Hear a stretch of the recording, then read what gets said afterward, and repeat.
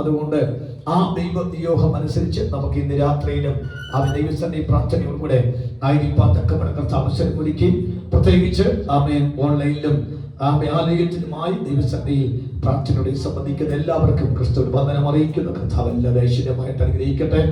കർത്താവിന്റെ വിശ്വസ്തതയ്ക്ക് ഒരു പ്രാവശ്യം കൂടി നന്ദി കരയറ്റുന്നു.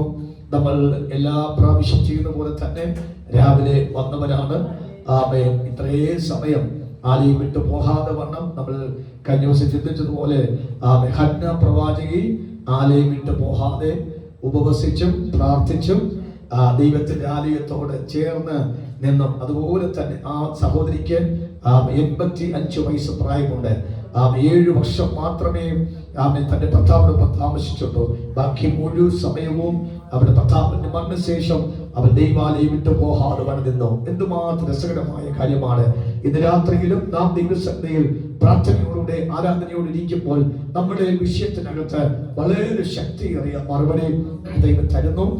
എനിക്ക് ദൈവം തന്ന നിയോഗം ഈ ഉപവാസ പ്രാർത്ഥനയിൽ ദൈവമക്കൾ കൃപാവരം പ്രാപിക്കണം. അതിന്റെ ചലനങ്ങൾ വരുന്നുണ്ട്. നമ്മൾ വചനം കൊണ്ട് തട്ടി തട്ടി തട്ടി അതിന്റെ അവസാന ഘട്ടത്തെത്തുമ്പോൾ പ്രവചിക്കേണ്ടവർ പ്രവചിക്കണം, വെളിപ്പാട് പ്രാപിക്കണം. അന്യഭാഷ പറയാം,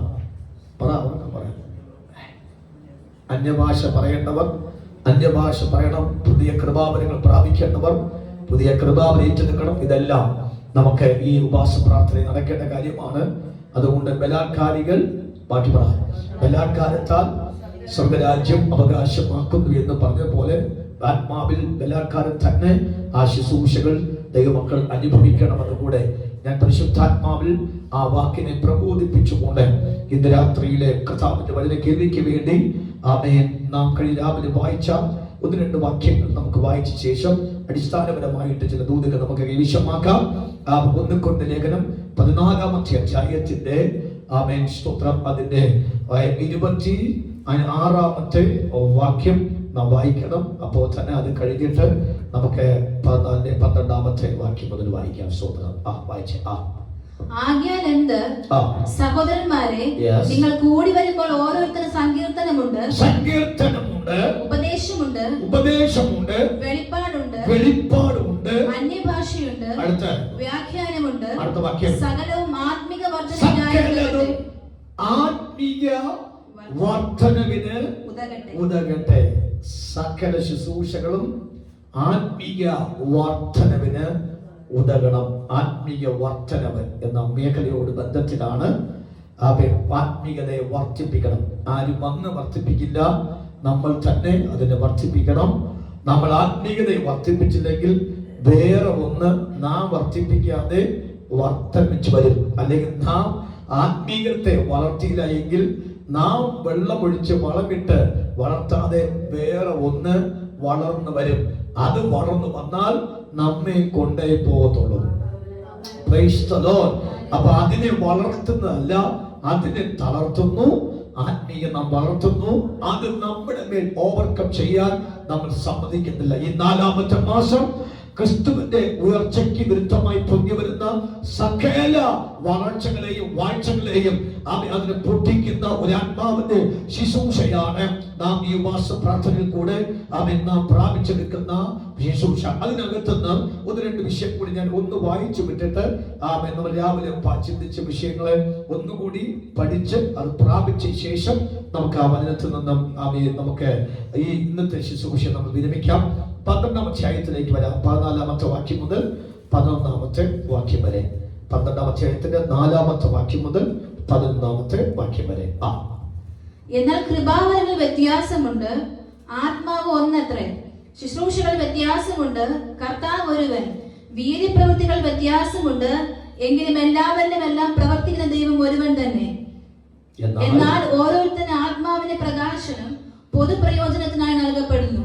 ഒരുത്തൻ ആത്മാവിന് ജ്ഞാനത്തിന്റെ വചനവും, ഒന്ന് ആത്മാവിൽ ജ്ഞാനത്തിന്റെ വചനം, മറ്റൊരുത്തന് അതേ ആത്മാവിനാൽ പരിജ്ഞാനത്തിന്റെ വചനം നൽകപ്പെടുന്നു. അടുത്ത രണ്ടാമത്തത് പരിജ്ഞാനത്തിന്റെ വചനം നൽകപ്പെടുന്നു. വേറൊരുത്തന് അതേ ആത്മാവിനാൽ വിശ്വാസം, 3 അതേ ആത്മാവിനാൽ വിശ്വാസം, മറ്റൊരുവന് അതേ ആത്മാവിനാൽ രോഗശാന്തിയുടെ വരം, അടുത്ത രോഗശാന്തിയുടെ വരം, മറ്റൊരുവന് വീര്യപ്രവൃത്തികൾ, അടുത്ത വാക്യം വീര്യപ്രവൃത്തികൾ, മറ്റൊരുവന് പ്രവചനം, വിവേചനം, മറ്റൊരുവന് ആത്മാക്കളുടെ വിവേചനം, അടുത്ത വാക്യം, വേറൊരുവന് പലവിധ ഭാഷകൾ, ആ. മറ്റൊരുവന് ഭാഷകളുടെ വ്യാഖ്യാനം.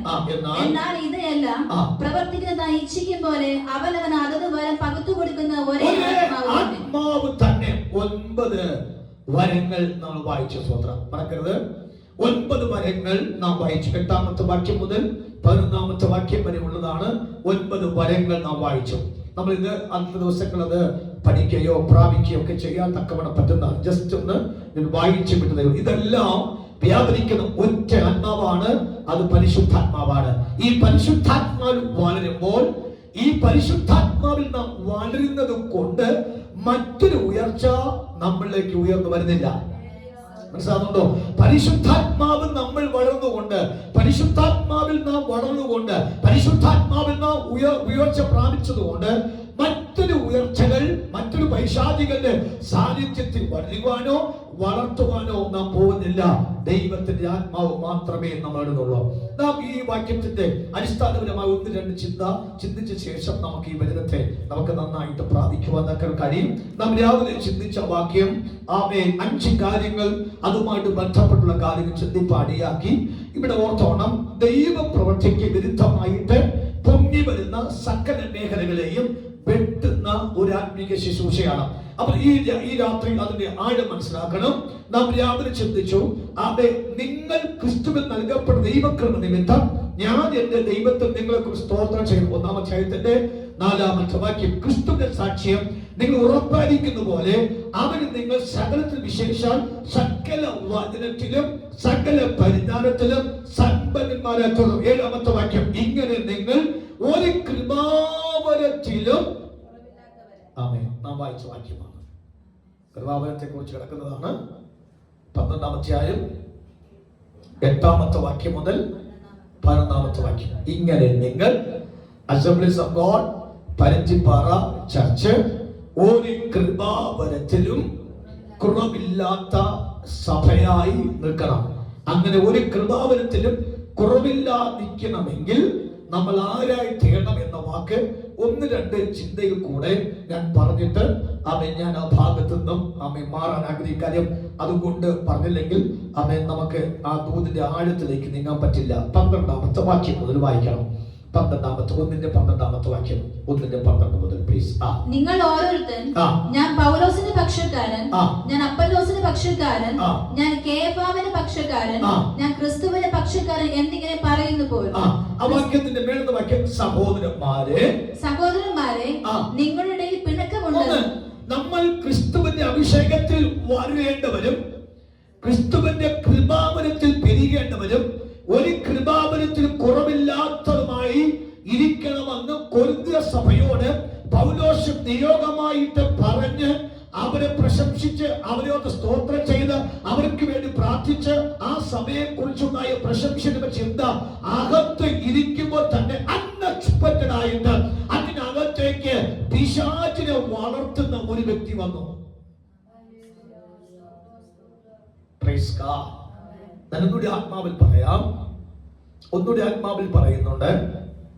ഇവിടെ ഇരിക്കുന്ന ദൈവമക്കളായിരുന്നാലും നമ്മുടെ വിശ്വാസികൾ വരേണ്ടവരുണ്ട്, ഓൺലൈൻ ഇരിക്കുന്ന ദൈവമക്കളുണ്ട്, നിങ്ങളായിരുന്നാലും ഞാൻ പറയാം, ഒരു വ്യക്തി കൃപാവനത്തിൽ വളർന്നില്ലെങ്കിൽ സകല വ്യക്തികളും കൃപാവനത്തിൽ വളർന്നില്ലെങ്കിൽ സകല വ്യക്തികളിലും ഒരേ പരിശുദ്ധാത്മ ശക്തി വളർന്നില്ല എങ്കിൽ ഒരു വ്യക്തി മതി ഇതിനെ മൊത്തം വെട്ടി നശിപ്പിച്ച് നാരായണൻ പറയുക.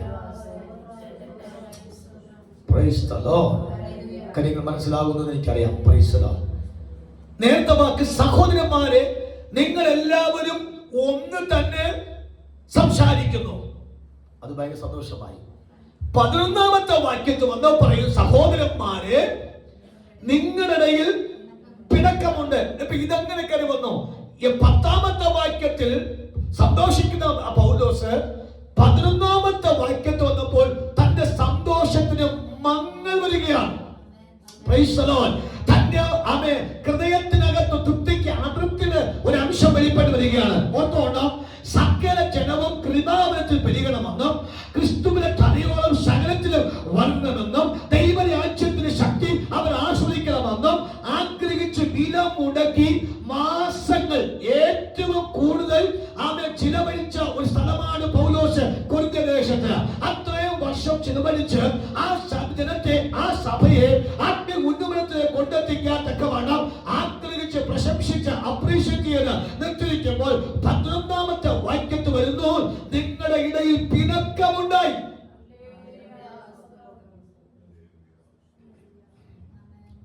ഞാൻ നിങ്ങൾ പ്രസംഗിക്കുന്ന ഓരോ ദൈവമക്കളുടെ മുഖത്ത് നോക്കിയും കഴിയുമെങ്കിൽ ഓരോരുത്തർ പേര് പറഞ്ഞ് ആമേൻ ഞാൻ ബോധിപ്പിക്കുന്ന കാര്യം എന്തിനറിയാമോ? ഒരു നിയോഗം വരുമോ മാമേ ആമേ എന്നൊക്കെ വിളിച്ച് പറയുന്ന കാര്യം, ആ ദൂതിനകത്തൊരു വെളിപ്പാട് കിടപ്പുണ്ട്. ആ വെളിപ്പാട് നിങ്ങൾ വന്നില്ല എങ്കിൽ ആ വെളിപ്പാടിന്റെ മറ്റൊരു വെളിപ്പാടല്ല. ചില പറയും പോലെ വെളിപ്പാടിന്റെ ചില പറഞ്ഞത് ശരി തന്നെ, അവർക്ക് അത് തന്നെയാണ് വെളിപാട്. നമ്മൾ വെളിപ്പാടെന്ന് പറയുമ്പോൾ വേറൊരു വ്യക്തി പറയുന്നു വെളിപാട്, ഒരു വെളിവില്ലാത്ത പാട് സ്വത്രം. അപ്പൊ അങ്ങനത്തെ കുറെ വെളിപാട് കൂടുതലുണ്ട്. അപ്പൊ നമ്മുടെ അകത്ത് വെളിപ്പാടല്ലാതെ വെളിവുകേട് വരാതിരിക്കാൻ തക്കവണ്ണമാണ് ചില വ്യക്തിയുടെ പേര് പറഞ്ഞോ ശ്രദ്ധിക്കണം, വെളിപ്പാടെടുക്കണം, ആ സ്വീകരിക്കണം, ആ നിയോഗം പ്രാപിക്കണം എന്ന് പറയേണ്ട കാര്യം എന്ന് പറയുന്നത് അത് പിണക്കത്തിന്റെ ആത്മാവ് വരാൻ സാധ്യതയുണ്ട്. ആ പിണക്കത്തിന്റെ ആത്മാവ് സഭയ്ക്കകത്ത് കയറി വന്നാൽ ഈ ഉപവാസിച്ചതും പ്രാർത്ഥിച്ചതും വില മുടക്കിയതും സമയം മാറ്റിവെച്ചതും ആരോഗ്യം കളഞ്ഞതും ഒക്കെ ഒറ്റ സെക്കൻഡ് കൊണ്ട് വൃതാകാരം അത് വരാതിരിക്കത്തക്കവണ്ണം സാത്താന്റെ സകല ലൂപ്പ് ഹോളും അടച്ചാണ് ഉപവസിക്കുന്ന വാക്ക്. സാത്താൻ ഒരു മേഖലയിൽ കൂടി കയറി വരാതിരിക്കത്തക്കവണ്ണം അവന്റെ പദ്ധതികളെല്ലാം മടക്കി അതിന് സ്റ്റോപ്പ് ചെയ്താണ് എന്ന വാക്ക്. കൃപയാൽ നമ്മുടെ ദൈവസഭയ്ക്കകത്ത് അങ്ങനൊരു ആത്മാവ് ഇപ്പോഴില്ല, കുറച്ചു നാൾ മുമ്പിലുണ്ടായിരുന്നു. പക്ഷെ ആ കുറച്ചു നാൾ മുമ്പിൽ വന്ന വ്യക്തി അവർക്ക് മനസ്സിലായി, നമ്മുടെ നാടൻ ഭാഷയിൽ പറഞ്ഞാൽ അവിടെ അരി ഇവിടെ വേഗത്തില്ല എന്ന് മനസ്സിലായപ്പോൾ അവർ പഞ്ചപുച്ഛം മടക്കി ആരും അറിയാതെ തിരിച്ചങ്ങ് പോയത്. അവർക്കും തടി കേടായില്ല, നമ്മുടെ സഭയ്ക്കും പോറൽ വന്നില്ല. വന്നതും അറിഞ്ഞില്ല, പോയതും അറിഞ്ഞില്ല. ഞാൻ പറഞ്ഞ അർത്ഥം മനസ്സിലാകുന്നുണ്ടോ? ദൈവസഭയ്ക്ക് ദൈവം വെച്ചിരിക്കുന്നത് കൃപാവർ ഓപ്പറേറ്റ് ചെയ്യാനാണ്, അല്ലാതെ ആള് കളിക്കാനല്ല, പിണങ്ങാനുള്ള സ്ഥലമല്ല, അവിടെ വലിപ്പ ചെറുപ്പം പറഞ്ഞുകൊണ്ട് ആക്ഷേപിക്കാനല്ല. ദൈവസഭയ്ക്ക് ദൈവം വെച്ചിരിക്കുന്നത് കൃപാവരത്തിൽ വരണം. കൃപാവരത്തിൽ വരണം, കൃപാവര സഭ വരണം, വ്യക്തികൾ കൃപാവരത്ത് വരണം, വ്യക്തികൾ കൃപാവരത്ത് വരാനാണ് സഭ വെച്ചിരിക്കുന്നത്. ആ സഭയ്ക്കകത്ത് എങ്ങനെയോ ഒരു പിണക്കം വന്ന് കയറി. നിങ്ങൾ പറ, പിണക്കം വന്ന് കയറിയ സഭ ഇന്നേ നാഴിക വരെ രക്ഷപ്പെട്ടിട്ടില്ല. ഒരു പിണക്കം അടുത്ത പിണക്കത്തിലേക്കായി, അടുത്ത പിണക്കം അടുത്ത വ്യക്തിയിലേക്ക് വ്യാപരിച്ചു, അടുത്ത വ്യക്തി വ്യാപരിച്ചു. കൃപയിൽ നിന്നവർ പോലും എന്തിനായി? പിണക്കത്തിലായി. തലേ ദിവസം അന്യഭാഷ പറഞ്ഞ വ്യക്തി ഇപ്പൊ കൈ കെട്ടിരിക്കുന്നു. ഞാൻ ചോദിച്ചത് എന്താ സിസ്റ്റർ കൈ കെട്ടിരിക്കുന്നതെന്ന് ഒന്നും പറയേണ്ട പാസ്റ്റേ, അടിച്ചത് അധികമായി പോയെന്ന് തോന്നുന്നു, ഇനി അടിച്ച് കുറച്ച് അടിക്കുകയാണ്. അന്ന കാര്യം അടിച്ചത് അധികമായി പോകാനും അടിച്ചിട്ട് തിരിച്ചു വന്നപ്പോഴാണ് എന്നെ കുറിച്ച് മോശം സംസാരിച്ചത് ഞാൻ കേട്ടത്. അപ്പൊ ഓർത്തോണം, അപ്പോഴേക്കും അവിടെ ഒരു അപശബ്ദം വന്നു, അവിടെ ചിന്താഗതിക്ക് മാറ്റം വന്നു. പ്യൂർ മൈൻഡ് നേരെ ഏറ്റവും അന്തരീക്ഷം മാറി അത് അശുദ്ധ ചിന്തയിലേക്ക് പോയി. പിന്നെ വാശ കൂടി അന്തരീക്ഷം മൊത്തം ഒറ്റ സെക്കൻഡ് കളഞ്ഞു. അതുകൊണ്ട് ഇതിനാത്മാവിൽ പറയും, ആത്മീക പരിജ്ഞാനത്തോടും ദൈവകൃപയോടും കൂടെ ഞാൻ ദൈവമക്കളോട് പറയുന്നു, പിണക്കത്തിന്റെ ആത്മാവ് നമ്മുടെ ഇല്ല എന്ന് പറഞ്ഞുകൊണ്ട് നിൽക്കേണ്ട. പിശാചി വേണമെങ്കിൽ ഏത് ഭാഗത്തു കൂടി ആ ആത്മാവിനെ കേട്ടാൽ നമ്മുടെ അന്തരീക്ഷത്തെ കളയാൻ സാധ്യതയുണ്ട്. പക്ഷെ അവിടെ മുഴുവനും ആത്മപരിജ്ഞാനത്തോടെ ദൈവകൃപയോടെ പറയണം, ഇല്ല ഞങ്ങൾ ദൈവകൃപയിൽ നീക്കത്തോട് സ്വന്തം. ഞാൻ ഒന്നുകൂടി ആ വാക്ക് ആവർത്തിക്കാം. 1-ാമത്തെ 4-ാമത്തെ വാക്യം മുതൽ പെട്ടെന്ന് വായിച്ചു കേട്ടോ. നിങ്ങൾക്ക് ക്രിസ്തുവേശു നൽകപ്പെട്ട ദൈവകൃപ ക്രിസ്തു നിങ്ങൾ കൃപ നൽകി. 2-ാമത്തെ വാക്ക് വായിച്ചു. ഞാൻ ദൈവത്തെ നിങ്ങളെ കുറിച്ച് എപ്പോഴും സ്തോത്രം ചെയ്യുന്നു. 5-ാമത്തെ വാക്യം. ക്രിസ്തുവിനെ സാക്ഷ്യതയും നിങ്ങൾക്ക് തന്നു. അടുത്ത വാക്യം. ഉറപ്പായിരിക്കുന്നത് പോലെ അവൻ നിങ്ങൾ സകലത്തിലും വിശേഷാൽ സകല വചനത്തിലും സകല വചനത്തിലും ഉറപ്പാക്കി, സകല പരിജ്ഞാനത്തിലും സകല പരിജ്ഞാനത്തിലും സമ്പന്നരായി തീർന്നു. ഇങ്ങനെ നിങ്ങൾ ഒരു കൃപാവരത്തിന് കുറവില്ലാത്തവരായി നമ്മുടെ കർത്താവായ യേശുക്രിസ്തുവിന്റെ പ്രത്യക്ഷത കാത്തിരിക്കുന്നു. 9-ാമത്തെ വാക്യം. ക്രിസ്തുവിന്റെ കൂട്ടായ്മയിലേക്ക് നമ്മെ തിരഞ്ഞെടുത്തു. അപ്പൊ ഈ പോയിന്റ് ഒക്കെ വിമർശിക്കുന്ന വാക്ക് വേറെ സ്പിരിറ്റ് കയറാതിരിക്കാൻ, അത് ക്രിസ്തുവിന്റെ ആത്മാവല്ലാതെ മറ്റൊരു ആത്മാവ് കയറി ഇതിന് അന്തരീക്ഷം കളയാതിരിക്കാൻ തക്കവണ്ണം പരിശുദ്ധാത്മാവ് ഒരു വാക്ക് പറയുന്നു, നിങ്ങൾ ക്രിസ്തുവിന്റെ കൃപ പ്രാപിച്ചവരാണ്, ക്രിസ്തുവിന്റെ നിറഞ്ഞവരാണ്.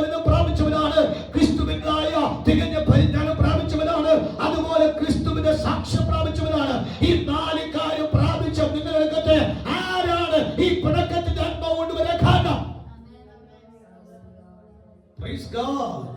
Praise God. അത് വന്നാൽ സാത്താൻ അറിയാം 9 കൃപാവരം പ്രാപിക്കണമെന്ന് ദൈവത്തിന് വ്യവസ്ഥ. ഈ കൃപാവരം പ്രാപിക്കാതിരിക്കാൻ തക്കവണ്ണമാണ് സാത്താൻ അതിനകത്തേക്ക് കളിക്കുന്ന വാക്ക്. ഞാൻ ആ ഇടയ്ക്ക് ഒരു ചിന്തയോട് പറയാം. 14-ാം അധ്യായത്തിനകത്ത് ഒരു 5 കാര്യം കൂടി പറയുന്നത് ഞാൻ രാവിലെ വായിച്ചു വിട്ടു. 26-ാമത്തെ വാക്യം കൂടി വായിക്കാം. ആകയാൽ എന്ത് സഹോദരന്മാരെ, നിങ്ങൾ കൂടി വരുമ്പോൾ ഓരോരുത്തർ സങ്കീർത്തനമുണ്ട്. പിണക്കം വരേണ്ട ആവശ്യമല്ല. ഒരാൾക്ക് എന്ത് കൊടുത്തു? സങ്കീർത്തനം ശുശ്രൂഷ. അടുത്ത ഉപദേശമുണ്ട്. 2 ഒരാൾക്ക് ഉപദേശത്തിന് ശബ്ദം. 3 വെളിപ്പാടുണ്ട്. 4 അന്യഭാഷയുണ്ട്. 5 വ്യാഖ്യാനമുണ്ട്. മതി.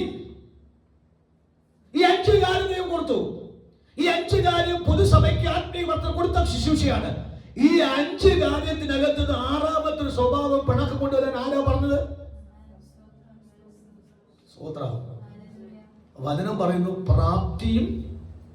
പ്രാപ്തിക്ക് മീതെയും. കർത്താവ് എന്ത് കൊടുത്തു? ഓരോരുത്തരുടെ പ്രാപ്തിക്ക് മീതെയും കൊടുത്തിട്ടുണ്ടെങ്കിൽ വേറൊരു ആത്മാവിനെ കയറ്റേണ്ട ആവശ്യമുണ്ടോ? ഇല്ല. മനസ്സിലാകുന്ന ഒരു സ്തോത്രം ചെയ്യാമോ? ഹല്ലേലൂയ. ഇനി ഞാൻ ആ ഭാഗത്തേക്ക് വരുന്നു. വായിച്ചു 12-ാമത്തെ വാക്യം വായിച്ചു. നിങ്ങളിൽ ഓരോരുത്തൻ, ഞാൻ പൗലോസിന്റെ പക്ഷക്കാരൻ, ഞാൻ അപ്പല്ലോസിന്റെ പക്ഷക്കാരൻ, ഞാൻ കേഫാവിന്റെ പക്ഷക്കാരൻ, ഞാൻ ക്രിസ്തുവിന്റെ പക്ഷക്കാരൻ എന്നിങ്ങനെ പറയുന്നു. സ്തോത്രം. സത്യം പറഞ്ഞ പൗലോസ് ഈ വിഷയത്തെ കുറിച്ച് ഒന്നും പറഞ്ഞേ. ഇപ്പൊ കേരള കോൺഗ്രസ് ഒരു ഗ്രൂപ്പ്, പിന്നെ മാണി ഗ്രൂപ്പ് വേറെ ഗ്രൂപ്പ്, പിന്നെ ഐ ഗ്രൂപ്പ് വേറെ, എ ഗ്രൂപ്പ് വേറെ. എത്ര ഗ്രൂപ്പാണ് എനിക്കറിഞ്ഞ ഇവിടെ. സ്തോത്രം ചെയ്യുക. അവസാനം കൂട്ടയടി ഗ്രൂപ്പായി. പിന്നെ ആ മറ്റൊരു പാർട്ടിക്ക് പോയി കഴിഞ്ഞാൽ ഐ ഗ്രൂപ്പ് വേറെ, എം ഗ്രൂപ്പ് വേറെ, വേറെ ഗ്രൂപ്പ്, എല്ലാം ഗ്രൂപ്പിസമാണ്. ചുരുക്കി പറഞ്ഞാൽ നമ്മുടെ പെന്തിക്കോസിനകത്തും പറഞ്ഞേ ഉറക്കെ. കഴിഞ്ഞ ദിവസം എന്നോട് ആൾ പറഞ്ഞു, ഏതെങ്കിലും ഗ്രൂപ്പ് നിക്ക് വാസ്ത ശുശ്രൂഷ കിട്ടുമെന്ന്. സ്വത്ര ഒരു ഗ്രൂപ്പിൽ നിന്ന് എന്താ ശുശ്രൂഷ കിട്ടുമെന്ന്. ഞാൻ പറഞ്ഞു, ആ ശുശ്രൂഷ എനിക്ക് വേണ്ട, ഗ്രൂപ്പ് ശുശ്രൂഷ വേണ്ട. സ്വത്ര. അപ്പൊ ഏതെങ്കിലും ഗ്രൂപ്പിൽ നിന്ന് ശുശ്രൂഷ പ്രാപിക്കാനുള്ള ശുശ്രൂഷ അല്ല ഇത്. ഇവിടെ നോക്കണം, വാക്കിനകത്ത് ഓർത്തോണം. ഒരുത്തൻ ആര് പറയുന്നു? ഞാൻ പൗലോസിന്റെ പക്ഷക്കാരൻ, ഞാൻ അപ്പൊല്ലോസിന്റെ പക്ഷക്കാരൻ, ഞാൻ കേഫാവിന്റെ പക്ഷക്കാരൻ, ക്രിസ്തുവിന്റെ പക്ഷക്കാരൻ. അവിടെ പറഞ്ഞു നോക്കി, ക്രിസ്തു വിവാഹിക്കപ്പെട്ടോ?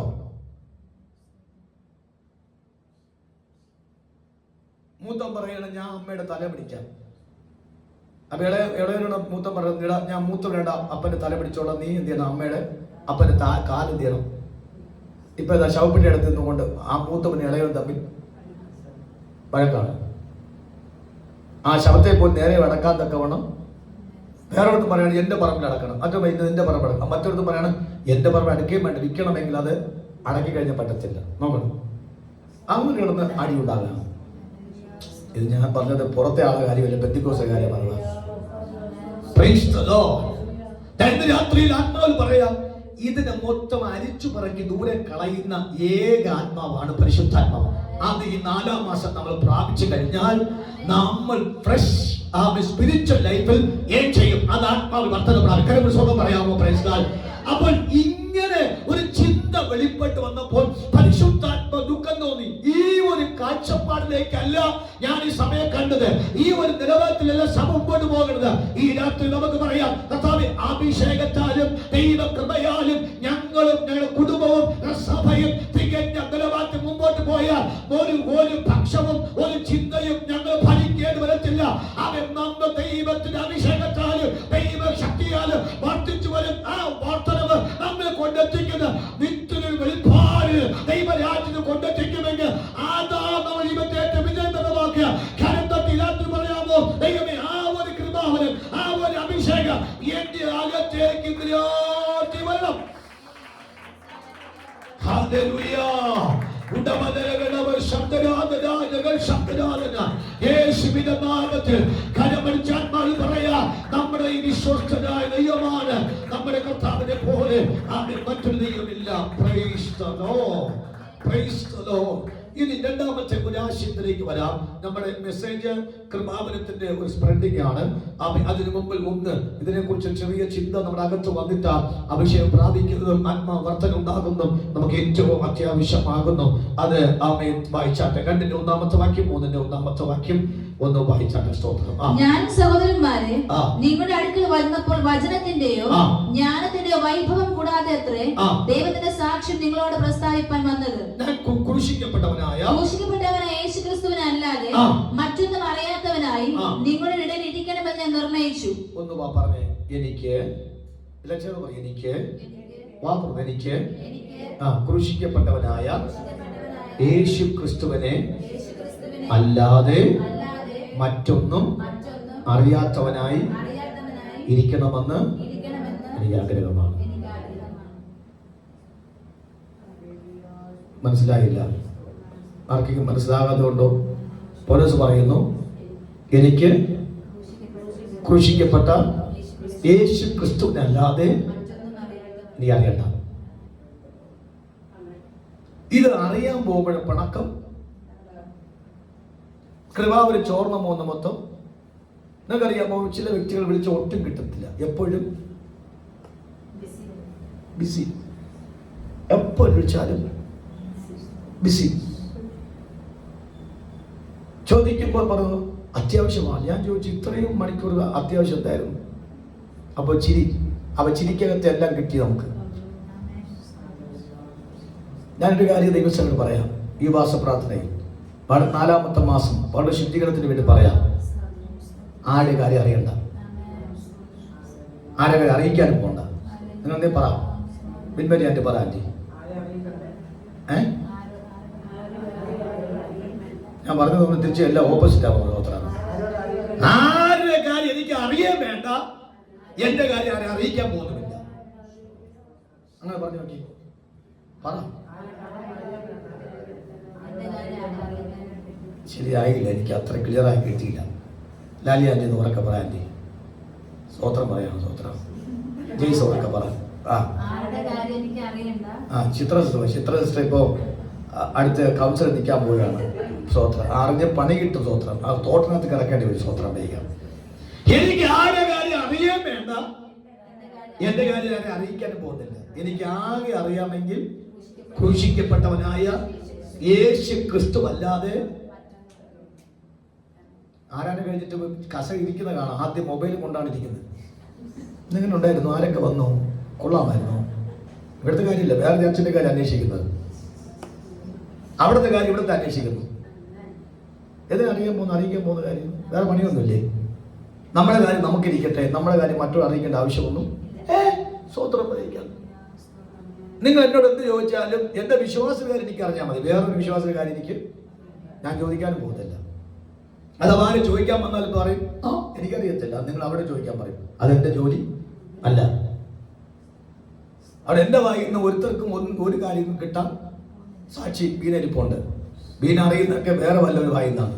എന്റെ വായിൽ നിന്ന് ഇവരൊരു കാര്യം അറിയില്ല, അറിയത്തുമില്ല. സ്വോത്രം മനസ്സിലാവുന്നുണ്ടോ? കാര്യം മനസ്സിലാവുന്നുണ്ടോ? എന്താ മനസ്സിലായി? ആ വാക്കിന്റെ ഡെഡിക്കേഷൻ ഓർത്തോണം. സമർപ്പണമാണ്. എനിക്ക് ഒരു കാര്യം ഡിക്ലെയർ ചെയ്യാണ്.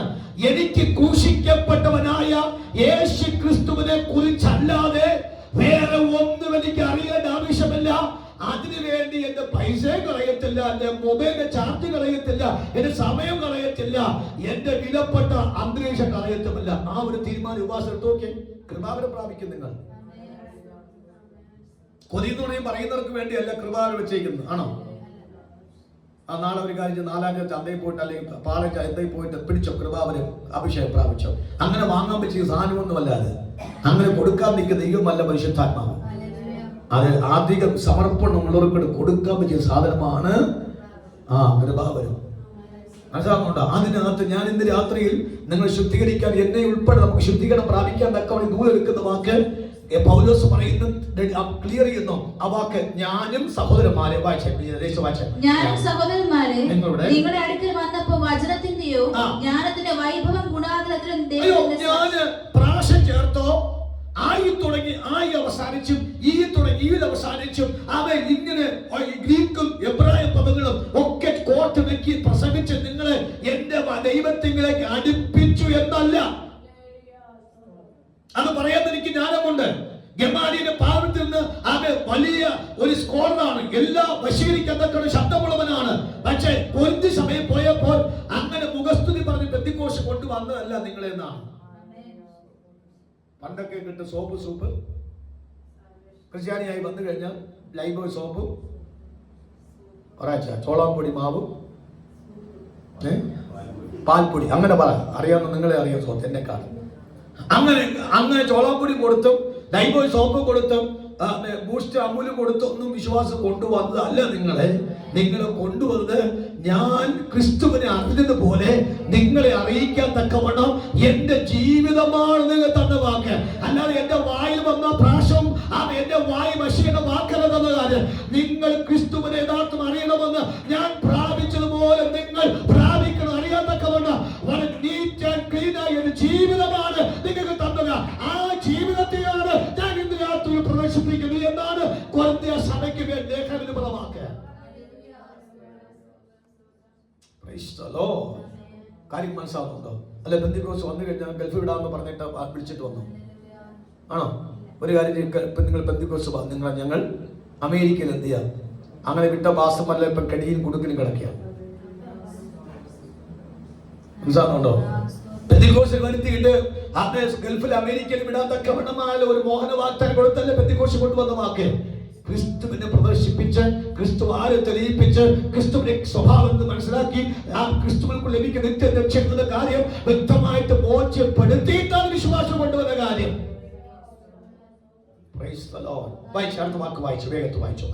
ക്രൂശിക്കപ്പെട്ടവനായ യേശുക്രിസ്തുവിനെ അല്ലാതെ മറ്റൊന്നും അറിയാത്തവനായി നിങ്ങളുടെ ഇടയിൽ ഇരിക്കണമെന്ന് ഞാൻ നിർണയിച്ചു. ഞാൻ അത് തീരുമാനിച്ചു. അതിനകത്ത് ഞാൻ വിജയിച്ചു. ആ വിജയിച്ചതിന്റെ പദമാണ് നമ്മൾ തീമോഥെയോസ് ലേഖനത്തിൽ വായിക്കുമ്പോൾ ഞാൻ നല്ല പോർ ഉണ്ടോ ഓട്ടം. അത് ഈ തീരുമാനമാണ്. ലാസ്റ്റ് ശ്വാസം വലിക്കുന്നവരെ ആ നിർണയത്തിൽ നിന്ന് പുള്ളി അണകട വ്യത്യാസം വരുത്തിയില്ല. അതുകൊണ്ട് വെളിപ്പാട് ആധിക്യമെന്നോ കൃപാവരത്തിന്റെ വാല്യൂ എന്നോ ഒക്കെ നമുക്ക് പൗലോസിന് പറയത്തക്ക നിലയിൽ അദ്ദേഹം പെർഫെക്റ്റ് ആയിരുന്നു. അതുകൊണ്ടാണ് ഒരാൾക്ക് പറയാൻ 1:11 വാക്യം പൊട്ട തെറ്റ് വിളിച്ച് പറയല്ലേ, അറിയാമെങ്കിൽ മാത്രമേ പറയാവൂ, ഇല്ലെങ്കിൽ വായി വെച്ച് മിണ്ടാതിരിക്കും. ഞാനങ്ങ് പറഞ്ഞോളാം. സ്വത്രം ചെയ്യുക.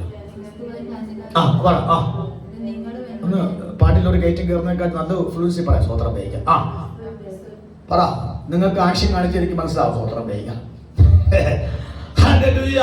ഞാൻ ക്രിസ്തുവിന്റെ അനുകാരികൾ ആയിരിക്കുന്നത് പോലെ നിങ്ങളും എന്റെ 23-ാമത്തെ വാക്യം ഞാൻ കർത്താവെന്ന് പ്രാപിക്കുകയും നിങ്ങൾക്ക് ഏൽപ്പിക്കുകയും ചെയ്തെന്നാൽ. അപ്പോൾ ഒന്ന് അവൻ ക്രിസ്തുവിനെ പോലെ ഞാൻ ജീവിച്ചു. ആ ക്രിസ്തുവിന്റെ അനുകാരി ആയതുകൊണ്ട് നിങ്ങൾക്കും ഒരു സംശയമില്ലാതെ എന്നെ എന്ത് ചെയ്യാം, ഫോളോ. നമ്മൾ പറയുന്നതാണ് എന്നെ നോക്കണ്ട, മേലെ നോക്കാൻ. നമ്മൾ നോക്കി അപാകതോട് നമുക്ക് എന്നെ അറിയാം. അതാണോ എൻ്റെ വൃത്തി? ആണോ ആൻറ്റി? നിങ്ങളെല്ലാവരും പോയി കേട്ടോ. ഭയങ്കര മൗനം. എനിക്ക് പ്രസംഗിക്കാൻ നല്ല വേദിയായി. സ്വോത്രം. അങ്ങനെയാണോ? നിങ്ങൾ എന്നെ നോക്കല്ലേ? ആര് നോക്കണം? അങ്ങനെയല്ല. നമ്മെ നോക്കിയിട്ടേ അവർ ക്രിസ്തു നോക്കത്തുള്ളൂ. മനസ്സിലാവുന്നുണ്ടോ? എന്ത് മനസ്സിലായി? ഞാൻ ഈ വേദിക്ക് കസറൊന്നും അല്ല എൻ്റെ ജീവിതം. എനിക്കൊരു പേഴ്സണൽ ലൈഫുണ്ട്. ആ പേഴ്സണൽ ലൈഫിൽ ഞാൻ ആരാണ്, അതാണ് ഞാൻ. Praise the Lord. എന്റെ പേഴ്സണൽ ലൈഫിൽ ഞാൻ ആരാണ്, അതാണ് ഞാൻ. അല്ലാതെ ഞാൻ ഈ മൈക്കെടുത്ത് വെച്ചുകൊണ്ട് ഭയങ്കര ശുശ്രൂഷ നടത്തുന്നതല്ല ഞാൻ. അത് ഞാനൊരു വ്യക്തി, എന്റെ വ്യക്തി ജീവിതത്തിനകത്ത് ഞാൻ ആരാണ്, അത് എന്റെ പേഴ്സണൽ ലൈഫിൽ ഞാൻ എങ്ങനെ ബിൽഡപ്പ് ചെയ്യുന്നു, അതാണ് ഞാൻ. അല്ലാതെ എന്റെ പ്രദർശനവും അന്യഭാഷയും പ്രവചനവും രോഗശാന്തിയും അല്ല ഞാൻ.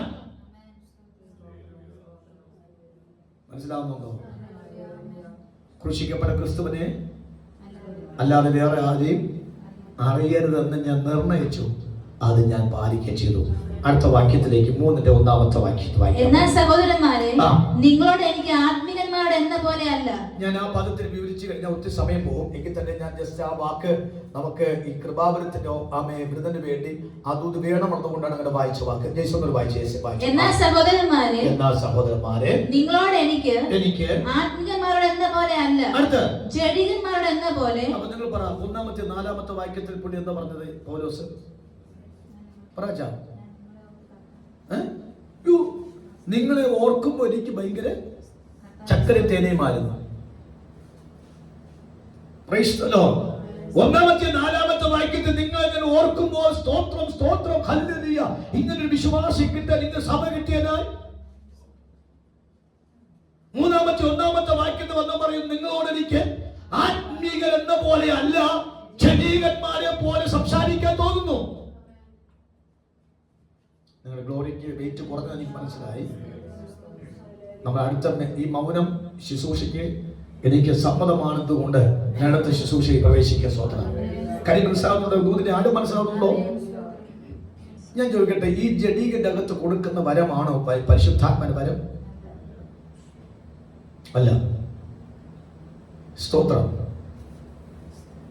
ഈ ചിലത് 21 ദിവസവും 40 ദിവസവും ഉപവസിക്കാറുണ്ട്. അവർ വിഷയം പറയത്തില്ല. വിഷയം പറയാതിരിക്കും ഓർത്തോണം. കൃപാവനം പ്രാപിച്ചിട്ട് കാശ് കൊയ്യാണ്ട കാര്യം.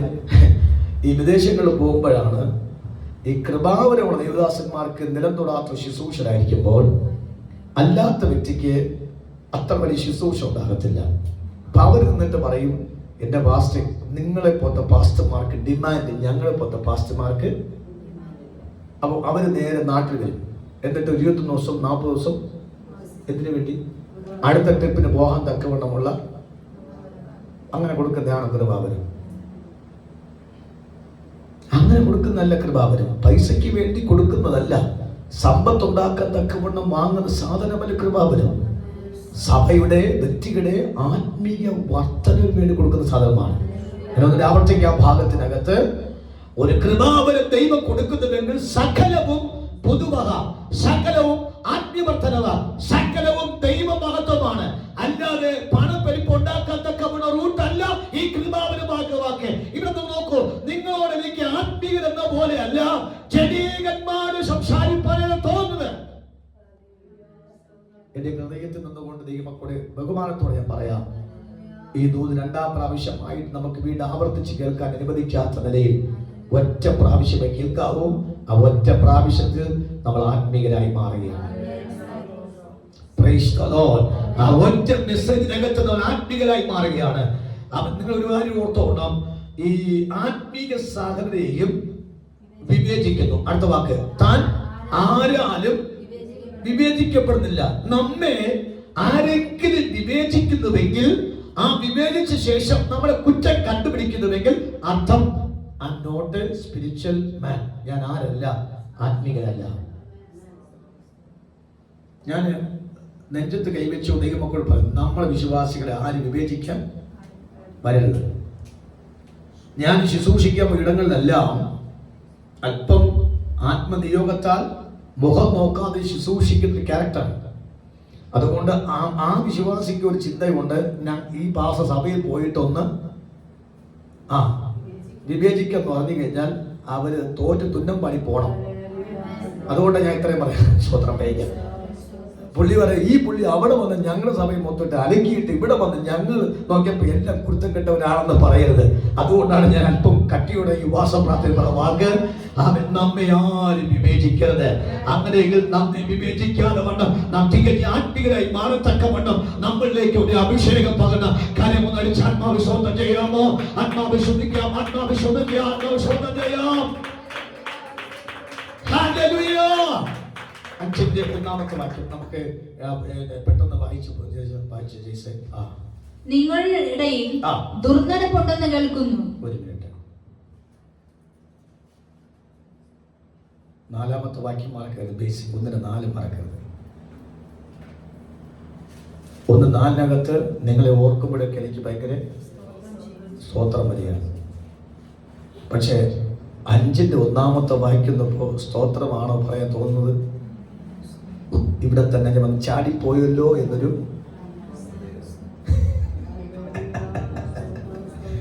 എന്റെ നല്ലൊരു ലൈഫ് ഇവിടെ കൊണ്ട് കൊടുത്തു പോയല്ലോ എന്ന ചിന്തയിലല്ലേ ആ വാക്ക് പറയുന്നത്. Praise the Lord.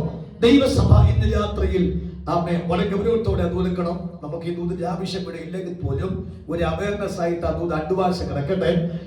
എന്തെങ്കിലും തെറ്റാശയങ്ങൾ നമ്മളിലോ നമുക്ക് അറിവുള്ളവരിലോ നമ്മുടെ കുഞ്ഞുങ്ങളിലേക്കോ പിശാച് കൊണ്ട് വിതച്ചിട്ടുണ്ടെങ്കിൽ ഈ വചനം അവരെ ബോധ്യപ്പെടുത്തി അവർ റീറൈറ്റ് ചെയ്യാൻ നമുക്ക് പറ്റും. കരിമുത്ത് കർത്താവിനെ ശോധന ചെയ്യാം. Praise God. അവൻ നിങ്ങളുടെ ഇടയിൽ ദുർനടപ്പുണ്ടെന്ന് കേൾക്കുന്നു. അതേ കേൾവി തന്നെയാണ് അവൻ നാം വായിച്ച 1-ാം അധ്യായത്തിന്റെ 11-ാമത്തെ വാക്യത്തിനകത്ത് പറയുന്നു, സഹോദരന്മാരെ നിങ്ങളുടെ പിണക്കം ഉണ്ടെന്ന് ഞാൻ കേൾക്കുകയാണ്. 1-ാമത്തെ വാക്യം പിണക്കമുണ്ടെന്ന് കേൾക്കുന്നു. 1-ാമത്തെ വാക്യം ദുർനടപ്പുണ്ടെന്ന് കേൾക്കുകയാണ്. ഹല്ലേലൂയ. മുട്ടുമിൽ നിന്ന് ഇനി ഒരു കാര്യം ഓർത്തുകൊള്ളണം. ഈ സഭയെ ഉയർത്തിക്കൊണ്ടുവരുവാൻ അക്വിലാവിനോട് പ്രിസ്കിലോട് ചേർന്നുകൊണ്ട് കൂടാര പണി ചെയ്താണ് ഈ സഭയെ സ്വന്തമായിട്ട് വേല ചെയ്ത് പണം ഉണ്ടാക്കിയാണ് ഈ ദേശത്ത് പാർത്ത് പൗലോസ് ഈ ജനത്തെ വിശുദ്ധന്മാരാക്കി മാറ്റാൻ ശ്രമിച്ചത്. അതുകൊണ്ട് എന്തെന്നറിയാമോ, അത്രയ്ക്ക് എഫേർട്ട് എടുത്തു. ഞാൻ ഇത്ര അല്പം കയ്പായിട്ട് പറയേണ്ട കാര്യമുണ്ട്. എൻ്റെ മാതാവ് ഇരിപ്പുണ്ട്, ബീന ഇരിപ്പുണ്ട്, സാധാരണ വളരെ കുഞ്ഞാണ്. ഞാൻ എൻ്റെ ആദ്യത്തെ ചർച്ച് സ്റ്റാർട്ട് ചെയ്തത് ഇതുപോലത്തെ പശ്ചാത്തല സഭയിലാണ്. സ്നേഹമറിയത്തില്ല. ഒരു വീട്ടിനകത്ത് 2 മക്കളുണ്ടെങ്കിൽ 2 മക്കളും 2 അപ്പന്മാരുടെ മക്കളാണ്. അത്രയ്ക്ക് കുത്തരിഞ്ഞ ദേശമായിരുന്നു. ആ ദേശത്ത് പോയി ഞാൻ വിവാഹത്തിന് മുമ്പിൽ അവിടെ പോയി സ്നേഹിച്ചും പ്രാർത്ഥിച്ചും അണച്ചും കൈത്താങ്ങം ചെയ്ത് ആഹാരം കൊടുത്തു, വസ്ത്രം വാങ്ങി കൊടുത്തും വീട്ടിൽ താമസിപ്പിച്ചും ഒക്കെ ദൈവ സ്നേഹം കൊടുത്ത് അവരെ രക്ഷിക്കപ്പെട്ട് സ്നാനപ്പെടുത്തി വിവാഹം കഴിപ്പിച്ചു. നല്ല നിലവാരത്തിൽ കൊണ്ടുവന്നപ്പോൾ ഇതേ അന്തരീക്ഷം അവരിലേക്ക് വീണ്ടും ആവർത്തിക്കേണ്ടി വന്നു. അത് ആവർത്തിച്ചപ്പോൾ എനിക്ക് അവിടെ നിൽക്കാൻ തോന്നിയില്ല. എനിക്ക് മനസ്സിലായി, ഇനി ഇവിടെ നിന്ന് കഴിഞ്ഞാൽ ഇനി എന്തൊക്കെ സംഭവിക്കാൻ പോകുന്നത് എനിക്കറിയത്തില്ല. ഞാൻ അന്ന് അവിടെ വായിന്ന് പറഞ്ഞ വാക്ക് തന്നെ അവർക്ക് മനസ്സിലായി. ഇനി എൻ്റെ ഈ പാസ്റ്റർ നിന്ന് കഴിഞ്ഞാൽ ഞങ്ങളുടെ പല കാര്യങ്ങളും നടക്കാൻ സാധ്യതയില്ല എന്ന് പറഞ്ഞപ്പോൾ എനിക്ക് അവർ തന്നെ പറയുന്നു, പാസ്റ്റർ പോകാം. ഞാനത് കേൾക്കാൻ നോക്കിയിരിക്കുകയാണ്. ഇതിൽ കൂടെ ഒറ്റ ഓട്ടം. ഞാൻ ഇന്ന് രാത്രിയിൽ കർത്താവിന്റെ നാമത്തിൽ പറയാം, നമ്മളുടെ എന്ത് വരരുത്, ദൈവഹിതമില്ലാത്ത ഒരു പ്രവൃത്തി ദയവായിട്ട് വരരുത്. നമ്മൾ അടുത്ത ദിവസങ്ങളിലേക്ക് കൃപാവിനെ ഓപ്പറേറ്റ് ചെയ്യാൻ പോവുകയാണ്. അപ്പൊ അതിനു മുമ്പിൽ ഇന്ന് രാത്രി നാം വിശ്രമിക്കാൻ പോകുമ്പോൾ കർത്താവിന്റെ സന്നിധിയിൽ ശുദ്ധീകരണം പ്രാപിക്കാനോ ഏതെങ്കിലും അബദ്ധങ്ങളോ നാം അറിയാതെ ഒളിഞ്ഞു കിടക്കുന്ന സ്വഭാവങ്ങളോ ഉണ്ടെങ്കിൽ നമുക്ക് ഈ ദിവസത്തെ ഈ ദൂതുകളൊക്കെ നമുക്ക് ശുദ്ധീകരണത്തിന് വേണ്ടി ഉണ്ടാക്കണം. കാര്യം ഞാൻ പറഞ്ഞ വാക്ക്, മറ്റൊരു മുള്ളു വളരരുത്, മറ്റൊരു ശക്തി വളരരുത്, മറ്റൊരു പിശാചിനെ വളർത്തരുത്, മറ്റൊരു ആത്മാവ് നമ്മുടെ കൂടാത്ത സഭയിൽ വളരരുത്. അതുകൊണ്ടാണ് ഞാൻ അല്പം ഡീപ്പായിട്ട് ആ വിഷയത്തെ കുറിച്ച് ഓർപ്പിക്കുന്ന വാക്ക് വായിച്ച 6-ാമത്തെ വാക്യം, വേഗത്തിൽ 6-ാമത്തെ വാക്യം. നിങ്ങളിൽ ഒരുത്തിന് മറ്റൊരു കാര്യമുണ്ടെങ്കിൽ വിശുദ്ധന്മാരുടെ മുമ്പാകെ അല്ല അബദ്ധന്മാരുടെ മുമ്പിൽ വ്യവഹാരത്തിന് പോകുവാൻ തുനിയുന്നുവോ? ഞാൻ ഇത് മലയാളികൾക്ക് വിവരിക്കേണ്ട ആവശ്യമില്ലല്ലോ. സ്തോത്രം. പല സഭയ്ക്കകത്ത് കേസിന്റെ കൂമ്പാരം തമ്മിൽ പരസ്പരം പറഞ്ഞ് തീർത്ത് പ്രാർത്ഥിച്ച് കൈകൊടുത്ത് പോകേണ്ട വിശുദ്ധന്മാര് ഒരു വിഷയം വന്ന് ഓടിപ്പോകുന്നത്. പറ, എനിക്കത് പറയാൻ ഭയങ്കര ഭയമുണ്ട്, എനിക്ക് ലജ്ജയുണ്ട്, എൻ്റെ വായിലകത്ത് എടുക്കാൻ എനിക്ക് നാണക്കേടുമുണ്ട്. ഞാൻ ആത്മാവിൽ പറയാം, നമ്മൾ ആരാ? സഹോദരന്മാരെ, വിശുദ്ധ വിളിക്ക് ഓഹരിക്കാരാണ്. ആ ഓഹരിക്കാര് വിശുദ്ധ വിളിക്ക് ഓഹരിക്കാരായ വിശുദ്ധന്മാർ തമ്മിൽ ഏതെങ്കിലും അപശബ്ദം വന്നു കഴിഞ്ഞാൽ അത് ജാതികളിടയിൽ കൊണ്ടുകൊടുത്ത് ആക്ഷേപത്തിന് വരുത്താൻ പാടില്ല എന്നാണ് ആ വാക്ക് പറഞ്ഞ വാക്ക്. യേശുവിന്റെ നാമത്തിൽ ഏതെങ്കിലും മണ്ഡലത്തിനകത്ത് പിശാച് അങ്ങനത്തെ അന്തരീക്ഷം ഉണ്ടാക്കി കൊണ്ടിരുന്നുവെങ്കിൽ ഞാൻ ഇന്ന് രാത്രിയിൽ പിതാവിന്റെ പുത്രന്റെ പരിശുദ്ധാത്മ നാമത്തിൽ അതിനെ അബലമാക്കി പറയുന്നു. ദൈവഹിതമില്ലാത്ത ഒരു ആശയങ്ങളിലേക്കോ ദൈവമില്ലാത്ത കൂട്ടിലേക്കോ അത് നമ്മുടെ കുടത്തിലോ നമ്മുടെ ആലയത്തിലോ വിഷയത്തിനകത്തോ അവൻ നാം ബന്ധപ്പെട്ടിരിക്കുന്ന വിഷയത്തിനകത്തോ അങ്ങനെ ആ ഭക്തന്മാർ അടുക്കിലേക്ക് വിഷയമായി കൊണ്ടുപോയി അവൻ ആക്ഷേപിക്കുന്ന അന്തരീക്ഷത്തിലേക്ക് വിടാതിരിക്കത്തക്കവണ്ണം നാം ഒരു വിശുദ്ധ ജീവിതത്തിനും സമർപ്പണ ജീവിതത്തിനും അവൻ നമ്മെ ഏൽപ്പിക്കാൻ പറ്റുമെങ്കിൽ ക്രിസ്തുവിന് മുമ്പാകെ നമുക്ക് ലഭിക്കുന്ന പ്രശംസ ഏറ്റവും ശ്രേഷ്ഠമായ പ്രശംസയായിരിക്കും. കരമുയർത്തി കർത്താവിന് സ്തോത്രം ചെയ്യാമല്ലോ. Hallelujah, praise the Lord. കരങ്ങൾ ഉയർത്തി കർത്താവിന് സ്തോത്രം ചെയ്യാം. ഹല്ലേലൂയ. ആ വാക്ക് ഒന്നുകൂടി ജയിച്ച് വായിക്കാമോ? വായിച്ചെടുത്തേ 6-1 വാക്യം മുതൽ. നിങ്ങൾ ഒരുത്തിന് മറ്റൊരു കാര്യമുണ്ടെങ്കിൽ വിശുദ്ധന്മാരുടെ മുമ്പാകെയല്ല അഭക്തരുടെ മുമ്പിൽ വ്യവഹാരത്തിന് പോകുവാൻ തുനിയുന്നു. വിശുദ്ധന്മാർ ലോകത്തെ വിധിക്കും എന്ന് അറിയുന്നില്ലയോ? നിങ്ങൾ വിശുദ്ധന്മാരാണെങ്കിൽ നിങ്ങളുടെ പൊസിഷൻ, നിങ്ങൾ ലോകത്തെ വിധിക്കേണ്ടവരാണ്. ഇപ്പൊ ലോകം നിങ്ങളെ സോഷ്യൽ മീഡിയയുടെ ശക്തി കൂടി വന്നപ്പോൾ നിസ്സാരമായ പദങ്ങൾ വെളിപ്പെട്ട് വന്നാൽ പോലും അതിനെ പൊതുവിലെടുത്ത് അധിക്ഷേപിക്കാൻ തക്കവണ്ണം നമ്മുടെ പിള്ളേരുടെ ഭാഷയിൽ അല്ലെങ്കിൽ ഇപ്പോഴത്തെ ഭാഷ വൈറലാക്കാൻ ഇങ്ങനെ നോക്കി നിൽക്കുകയാണ്. വൈറലാക്കാൻ നോക്കി നിൽക്കുമ്പോൾ ദൈവമക്കൾ എത്രമാത്രം ശ്രദ്ധിച്ച് വിഷയത്തെ കൈകാര്യം ചെയ്യണമെന്നല്ലേ വാക്ക്. പൗലോസ് പറഞ്ഞു, നിങ്ങൾ ലോകത്തെ വിധിക്കേണ്ടവർ. ഇപ്പോൾ നിങ്ങളെ ലോകം എന്ത് ചെയ്യാൻ വിധിക്കുന്നു. കാര്യങ്ങൾ മനസ്സിലാകുമെന്ന് എനിക്കറിയാം. എനിക്ക് ആ സബ്ജക്റ്റോട് പറയേണ്ട ആവശ്യം ഇല്ലെങ്കിലും കൊരിന്ത്യലേഖനവുമായി ബന്ധമുള്ളത് കൊണ്ട് അത് വന്നെങ്കിലേ ആ ദൂതിന് പൂർത്തിയാണ് വരികയുള്ളൂ. അതുകൊണ്ട് അതിന് ആ വാക്ക് ആവർത്തിച്ച കാര്യം. അതുകൊണ്ട് ഇന്ന് രാത്രി ഒന്നുകൂടി ആത്മാവിൽ പറയാം, നമ്മൾ ആരാ? വിശുദ്ധന്മാരാണ്. ലോകത്തെ വിധിക്കേണ്ട ജഡ്ജിമാരാണ്. നമ്മൾ ജഡ്ജിമാരാണ്. ഞാൻ ലോകത്തെ വിധിക്കുന്ന ജഡ്ജിമാരാണ്. സാധാരണ വിധിക്കേണ്ട ജഡ്ജിയാണ് ഞാൻ. എന്റെ പൊസിഷൻ നോക്കിയിട്ട് വന്ന് കളിക്കാൻ എനിക്ക് ദൈവം പദവി ഓർക്കണം. എനിക്ക് ദൈവം നിൽക്കുന്ന അധികാരം ഓർക്കണം. ദൈവം എനിക്ക് തന്നിരിക്കുന്ന അവകാശം ഓർക്കണം. ഞാൻ എന്നെ രക്തത്താൽ വീണ്ടെടുപ്പിച്ച് നിത്യത പ്രത്യാശ കൊണ്ടുവന്നുവെങ്കിൽ ഞാൻ ലോകത്തെ വിധിപ്പാതക്കവൻ ദൈവം ആക്കി വെച്ചിരിക്കുന്ന ഒരു ജഡ്ജിയാണ്. ആ ജഡ്ജിയെ ഞാൻ അവൻ ദുർനടപ്പുകാരിയോട് അവൻ വ്യവഹാരം ജാതികളും അബദ്ധന്മാരുമായി സഞ്ചരിക്കുന്നത് എന്റെ ജീവിതത്തിന്റെ പുസ്തകത്തിനനുസരിച്ച് ഒരിക്കൽ പോലും ഭൂഷണമല്ല.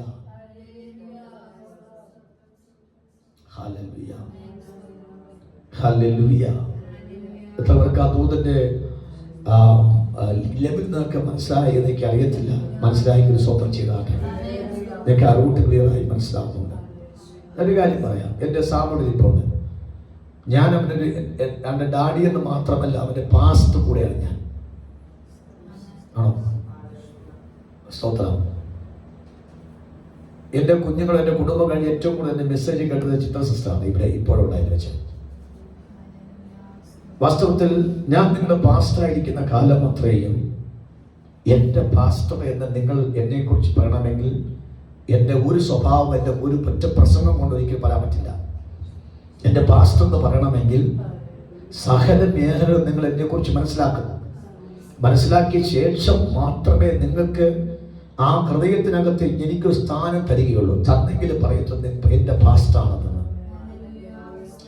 നിങ്ങൾ ആ ഒരു വാക്ക് എന്നെക്കുറിച്ച് പറയണമെങ്കിൽ എത്രത്തോളം ഞാൻ നിങ്ങളുടെ മുമ്പാകെ മാതൃകയോട് നിന്നെങ്കിൽ മാത്രമേ എനിക്ക് ആ വാക്ക് കിട്ടത്തുള്ളൂ.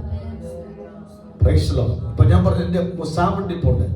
ഞാൻ ആലയത്തിലും പാസ്റ്ററായി, വീട്ടിനകത്ത് ഞാൻ ആരായി പോകുന്നു? പറഞ്ഞേ, ഞാൻ വീട്ടിൽ പോകുന്ന പാസ്റ്ററായിട്ടാണ് പോകുന്നത്. അവന്റെ ഡാഡിയാണ്, പക്ഷെ അവന്റെ പാസ്റ്റർ കൂടെയാണ്. അല്ല, അവൻ എനിക്കൊരു പാസ്റ്റർ ഉണ്ട്, കുറ്റക്കെട്ടവൻ. അവൻ ഈ പാസ്റ്റർ പോലെ തന്നെ എല്ലാ പാസ്റ്ററും തോന്നിയില്ല.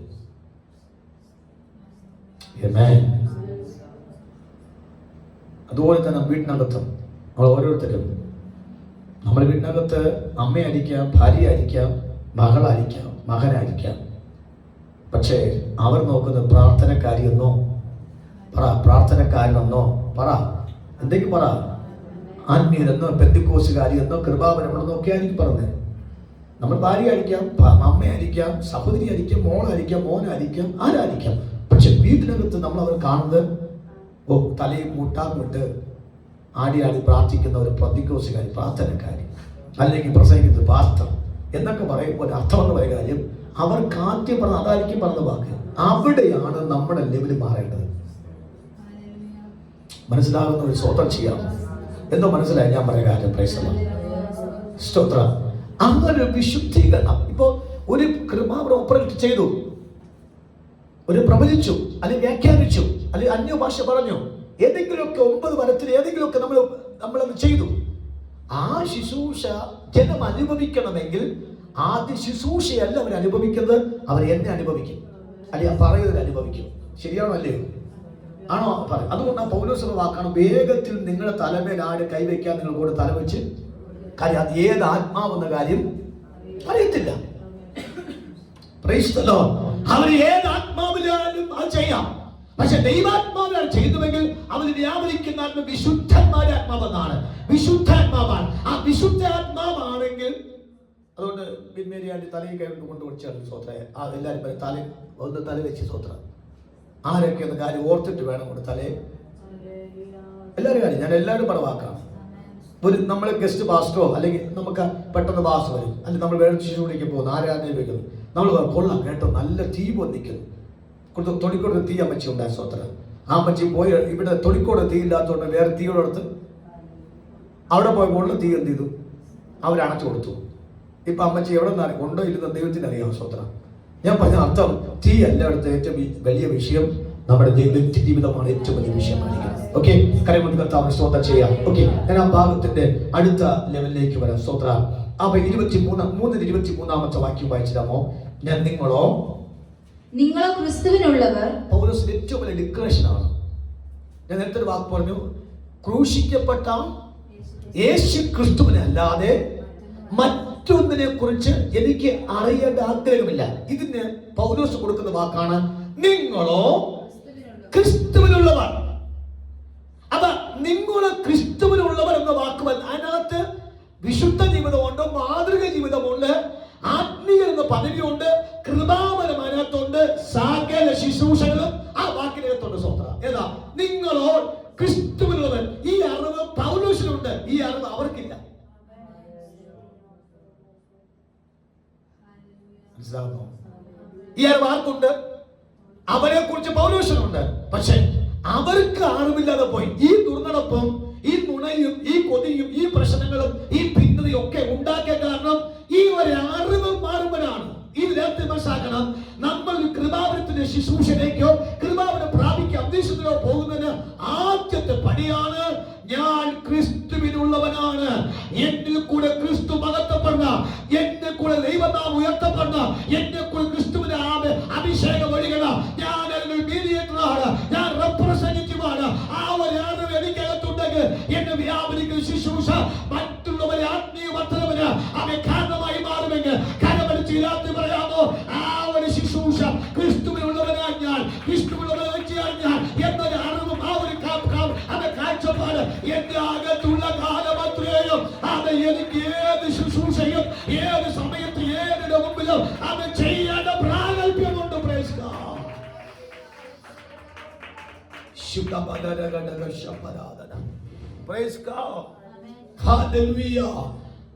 ക്രിസ്തു ദൈവത്തിൽ നിന്നുള്ളവൻ. അതിന്റെ അർത്ഥം എന്ന് പറഞ്ഞാൽ ക്രിസ്തു ദൈവത്തുള്ള പരിശുദ്ധന്റെ പുത്രനാണ് യേശു ക്രിസ്തു. അപ്പൊ അതുകൊണ്ട് പിതാവ്, പുത്രൻ, പരിശുദ്ധാത്മാവ്, ഫോർ മീ, ഞാനും. അപ്പൊ എന്നിൽ കൂടെ വ്യാപരിക്കുന്ന മൊത്തം പരിശുദ്ധ സ്വഭാവം, വിശുദ്ധ സ്വഭാവം, വിശുദ്ധ ആത്മാവ് എന്നീ പദങ്ങൾ. അതുകൊണ്ട് ഞാൻ ക്രിസ്തുവിനുള്ളവൻ, ക്രിസ്തു പിതാവുള്ളവൻ. ഈ തിരിച്ചറിവാണ് നമ്മൾ തികഞ്ഞൊരു ആത്മീയനാക്കി മാറ്റുന്ന മേഖല. കരങ്ങൾ ഉയർത്തി കർത്താവിനെ സ്തോത്രം ചെയ്യാം. ഈ അറിവുണ്ടെങ്കിൽ എന്ത് വരത്തില്ല? നുണ വരത്തില്ല, കൊതി വരത്തില്ല, ഇവിടെ ദുർനടപ്പ് വരത്തില്ല, അടുത്ത വ്യവഹാരത്തിന് വേണ്ടി അഭക്തന്റെ അടുക്കൽ ഒരിക്കലും പോകില്ല. സ്തോത്രം ചെയ്യാമോ? ഞാൻ ആ ഭാഗം ഇന്ന് രാത്രി പറഞ്ഞു നിർത്തുമ്പോൾ ദൈവമക്കൾക്ക് ആ വിഷയത്തെ കുറിച്ച് ഏകദേശം ഉദാഹരണമെന്ന് കൂടെ ഞാൻ ഓർപ്പിക്കുന്നു. സ്തോത്രം. അടുത്ത് അതിന്റെ 6-ാം അധ്യായത്തിന്റെ 19-ാമത്തെ 17 മുതൽ വായിച്ച കർത്താവിനോട് പറ്റിച്ചേരുന്നവനോ അവനുമായി ഏക ആത്മാവാകുന്നു. ഒരാമേ പറഞ്ഞാൽ മനസ്സിലാവുന്നുണ്ടോ? കർത്താവിനോട് പറ്റിച്ചേരുന്നവനോ അവനുമായി ഏക ആത്മാവാകുന്നു. ക്രിസ്തുവുമായിട്ട് ഏകാത്മ. ഇതൊരു പ്രത്യേക സബ്ജക്റ്റ് പ്രസംഗിക്കുന്ന സംഭവക്കാണ്. എങ്കിലും ജസ്റ്റ് ഒന്നൊരു അവയർനെസ്. ഞാൻ ആട് പറ്റിച്ചേരണം. അതോട് നേരത്തെ വാക്ക് പറഞ്ഞ് എനിക്ക് വേറെ ഒന്നും അറിയണ്ട, എന്നെ കുറിച്ച് ആരും അറിയേണ്ട. പിന്നെ എനിക്ക് അറിയേണ്ട ഒരു വ്യക്തി ഉണ്ടെങ്കിൽ എനിക്ക് യേശു ക്രിസ്തുവിനെ കുറിച്ച് അറിഞ്ഞാൽ മതി. ആ അറിഞ്ഞ യേശു ക്രിസ്തുവിനെ മാത്രം അറിയിച്ചാൽ മതി. സ്തോത്രം. എന്ന് പറഞ്ഞ അശോകച്ചൊന്ന് പറയാച്ചാ, ക്ഷീണമുണ്ട് അച്ഛാ? ക്ഷീണമുണ്ട്. അച്ഛാനും പെണ്ണ് കൊണ്ടുവരും നല്ലതായിരിക്കും തോന്നുന്നു. സ്തോത്രം. Praise God. വേണ്ട, കുഴപ്പമില്ല. ഇവിടെ സ്തോത്രം.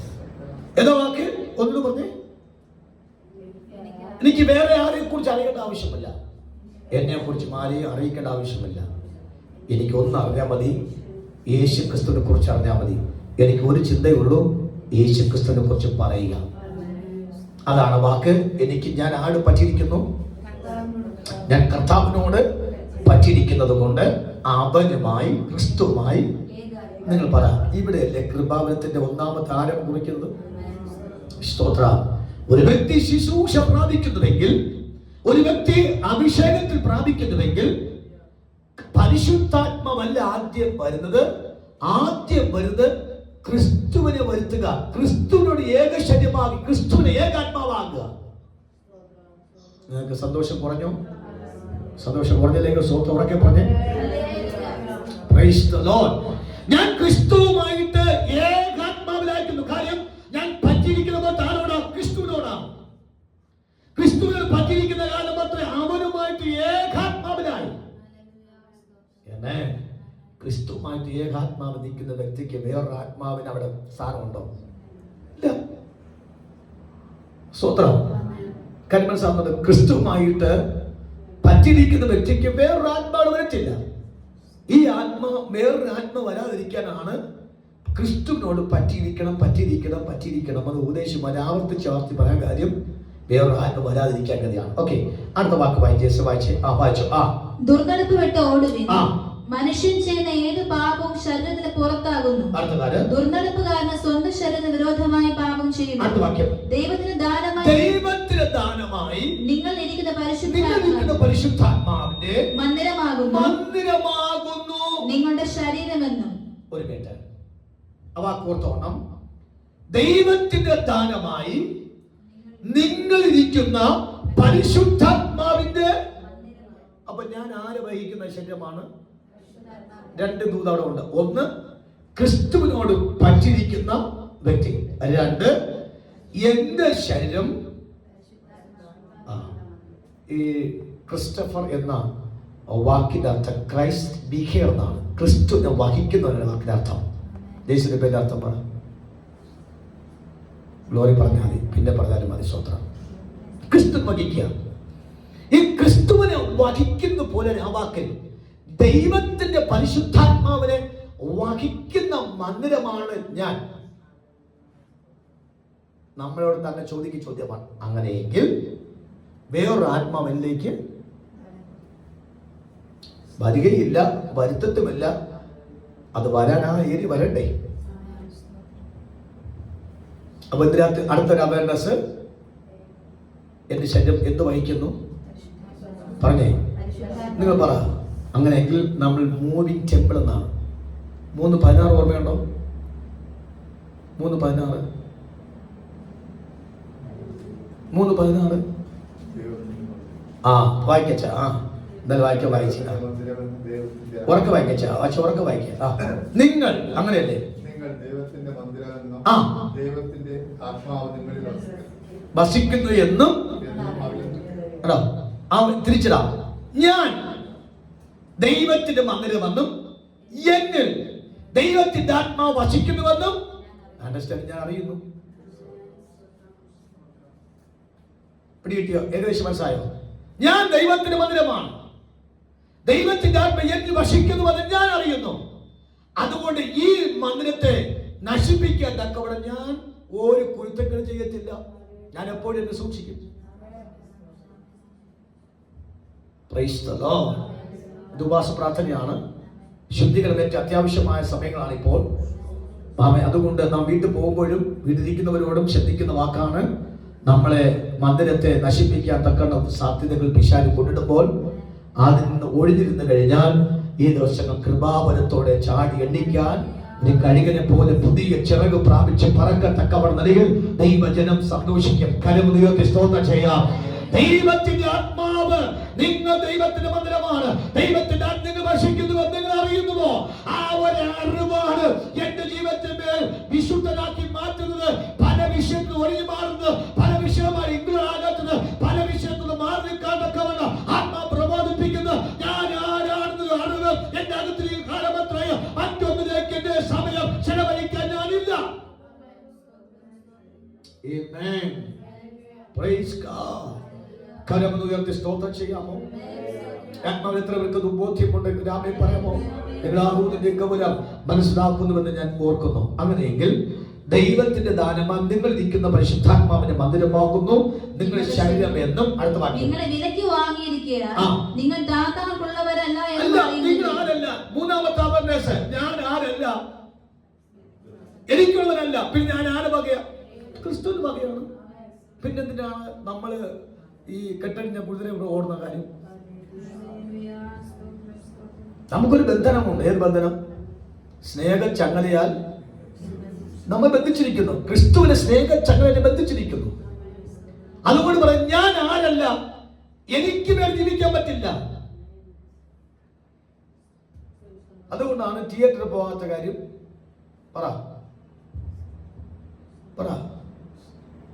നിങ്ങൾ ആരും വേണ്ടുന്നില്ല. പാസ് പറയാം, പറയാ. ഒന്നും നമ്മൾ ദൈവഹിതമില്ലാത്തൊരു കാര്യത്തിൽ നമ്മൾ അപ്പോൾ ആൾ പറയും, ഓ ഒരു പെന്തിക്കോസ് വിശുദ്ധൻ. അവർക്ക് വല്ല അറിയാമോ നമ്മുടെ വില എന്തെന്ന്? നമുക്ക് എനിക്ക് വില, ഇവർക്ക് വല്ല അറിയാമോ? ഇപ്പൊ വന്നുകൊണ്ടിപ്പോ നമുക്കും എവിടെ വിളിച്ചാലും വിളിക്കാൻ നോക്കിക്കാൻ പോകാൻ എല്ലാരും വിളിക്കരുത്, പോകാൻ പറ്റില്ലെന്നേ. എല്ലാരും പ്രസാദിപ്പിക്കാനും പോലില്ല. നമ്മൾ പറയും, പാസ്റ്ററെ അവരെ മുഖത്ത് നാളെ നോക്കേണ്ടത്, അതൊന്നും അവരെ വിളിച്ചില്ലെങ്കിൽ നിങ്ങൾ അവരെ മുഖത്ത് നോക്ക്. നിങ്ങളുടെ ആയുഷ ദൈവം നിങ്ങളുടെ മുഖത്ത് നോക്കത്തില്ല. ദൈവത്തിന്റെ മുഖം നമുക്ക് മറച്ചാൽ, നിങ്ങൾ ഒരു വാക്ക് വായിക്കേ, നിങ്ങളൊന്ന് പേടിപ്പിച്ചു വിടാം.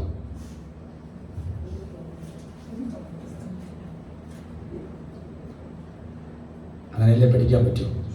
എൻ്റെ വാക്ക് പറഞ്ഞ് നിങ്ങൾ പഠിക്കത്തില്ല, അറിയാം. ബൈബിള് പറഞ്ഞ് പഠിക്കുമല്ലോ. 2 വാക്യത്തിൽ 1-ാമത്തെ വാക്യം, യെശയ്യാവ് 1:15 വാക്യം. തലയായിട്ടിരിക്കാതെ നോക്കണം. ബൈബിളിനകത്ത് ഉണ്ടോ നോക്കി സ്വത്രം കഴിക്കാൻ. നിങ്ങൾ കൈ മലർത്തുമ്പോൾ ഞാൻ എന്റെ കണ്ണ് മറച്ചു കളയും. നിങ്ങൾ എത്ര തന്നെ പ്രാർത്ഥന കഴിച്ചാലും ഞാൻ കേൾക്കയില്ല. നിങ്ങളുടെ കൈ രക്തം കൊണ്ട് നിറഞ്ഞിരിക്കുന്നു. നിങ്ങളെ കഴുകി വെടിപ്പാക്കുവിൻ. നിങ്ങളുടെ പ്രവൃത്തികളുടെ ദോഷത്തെ എന്റെ കണ്ണുമുമ്പിൽ നീക്കിക്കളവിൻ. തിന്മ ചെയ്തത് മതിയാക്കുവിൻ. നന്മ ചെയ്യാൻ പഠിപ്പിൻ. ന്യായം അന്വേഷിപ്പിൻ. പീഡിപ്പിക്കുന്നവരെ നേർവഴിക്കാക്കുവിൻ. നിങ്ങൾ, ഞാൻ എന്റെ കണ്ണ് പറ. നിങ്ങൾ പറ. ദൈവത്തിന്റെ കണ്ണ് നമുക്കായി മറച്ചാൽ, ബാക്കി പറയാ ആഫീസ് പൂട്ടിയെന്നാണ് അർത്ഥം. സെറ്റേരിക്കകത്ത് പോകാൻ റെഡി ആയിക്കോട്ടെ. എത്രയുള്ള വാക്ക് മനസ്സിലാവുന്നുണ്ടോ? ദൈവം നമുക്ക് നോക്കുന്ന നോട്ടത്തിൽ നിന്ന് കണ്ണ് അടച്ചാൽ, ദൈവത്തെ വേദനിപ്പിക്കുന്ന ശബ്ദം നമ്മൾ വന്നാൽ, ദൈവ ഇഷ്ടമുള്ള സ്വഭാവം വന്നാൽ അവൻ കണ്ണടയ്ക്കും. കണ്ണടച്ചാൽ പിന്നെ നമ്മുടെ ഗതി അധോഗതിയായി മാറി. നമ്മൾ രക്ഷപ്പെടുന്ന സാധ്യത നഷ്ടപ്പെട്ടു പോയി.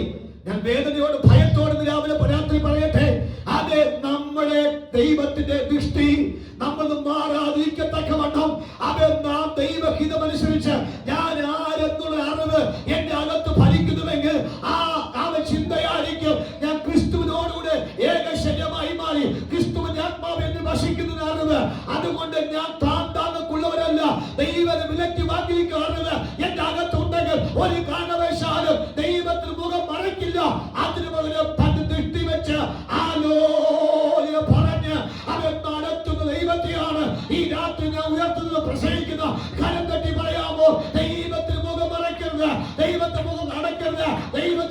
മാറരുത്, എന്ന് മാറരുത്. അതുപോലെ എനിക്ക് തിരുത്തിവെച്ച് ആരെന്ന് പറഞ്ഞത് അംബീഷനിലേക്ക് എനിക്ക് നീങ്ങേണ്ട ആവശ്യമാണ്.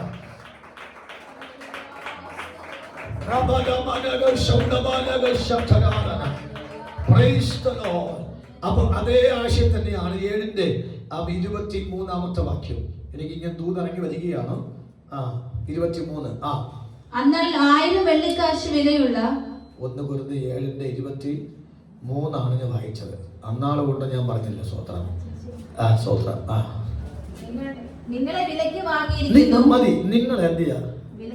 അതേ വാക്യല്ലേ 6-ന്റെ 19-ാമത്തെ വാക്യത്തെ വായിക്കും. നിങ്ങളെ വിലയ്ക്ക് വാങ്ങി നിങ്ങളെ താന്താങ്ങൾക്ക്. അതേ വാക്യല്ലേ ഇവിടെ പറഞ്ഞു നിങ്ങളെ. ഇതെന്തിനാ ആവർത്തിച്ചത്? ഒന്നുകൂടി തലയിൽ കയറാൻ കഴിയാണ്. എന്നിട്ടാ സഭ നമ്മുടെ കല്യാണത്തിന്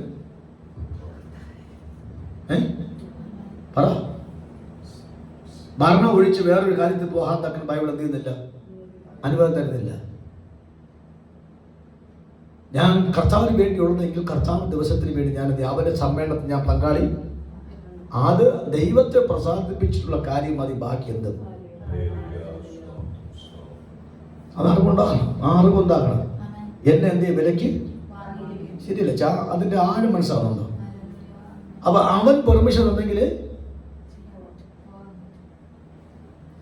ഇപ്പോൾ ഞാൻ സാമോ ബീനയോ അല്ലെ ഇവിടെ ഇരിക്കുന്നു, എന്റെ പെർമിഷൻ ഇല്ലാതെ ഇവർ പോയാൽ ആ വീട്ടിൽ വന്ന് കയറാൻ അനുവാദമുണ്ടോ? ഞാൻ ആ വീട്ടിൽ ഗ്രഹനാഥനായിരിക്കുന്ന കാലം അത്രയും ആ വീട്ടിൽ ചെറിയ മുട്ടുസൂചി അണിയാൻ ഞാൻ അറിയണം. എന്ത് കാര്യം ചെയ്യും, എനിക്ക് അതിന്റെ പെർമിഷൻ ഉണ്ട്, എനിക്ക് അതിന്റെ അവകാശമുണ്ട്. അതിനെ ഓവർടേക്ക് ചെയ്ത് പോകുന്നുവെങ്കിൽ ആ വീട്ടിനകത്ത് ആർക്കും അതിൻ്റെ അകത്ത് പെർമിഷൻ ഇല്ല. ഇത് തന്നെയാണ് ഈ പുസ്തകത്തെ പറഞ്ഞ വാക്ക്. എന്നെ കർത്താവ് വിലയ്ക്ക് വാങ്ങിയെന്നാണ്. എന്നെ കർത്താവ്, നിങ്ങൾക്കറിയാമോ, ദൈവസന്നിധിയിൽ പ്രാർത്ഥിച്ച് ചോദിച്ച് പോകാത്ത വിലയാവിന് സംഭവിച്ച വിഷയം നിങ്ങൾക്കറിയാമോ? ഒരു കൃപാവരമോ ഒരു ശുശ്രൂഷ ദൈവം തരുമ്പോൾ അതിനർത്ഥം ഞാൻ ആട് വകയാ, ക്രിസ്തുവിന്റെ വകയാണ്. എന്നെ കർത്താവ് വിലയ്ക്ക് വാങ്ങി. എന്തുകൊണ്ടാ? കർത്താവിന്റെ വിലപ്പെട്ട ചോര തന്നെ വിലയ്ക്ക് വാങ്ങി. ആ വിലയ്ക്ക് വാങ്ങിയ അറിവ് എനിക്ക് കിടക്കുന്നത് കൊണ്ട് കർത്താവ് ചോദിക്കണം, ഞാൻ പോട്ടോ, അത് ചെയ്യട്ടോ, അത് ദൈവഹിതമാണോ എന്നൊരു ചോദ്യം ചോദിച്ച് നോ പ്രോബ്ലം എന്നൊരു അനുവാദം തന്ന നോ പ്രോബ്ലം.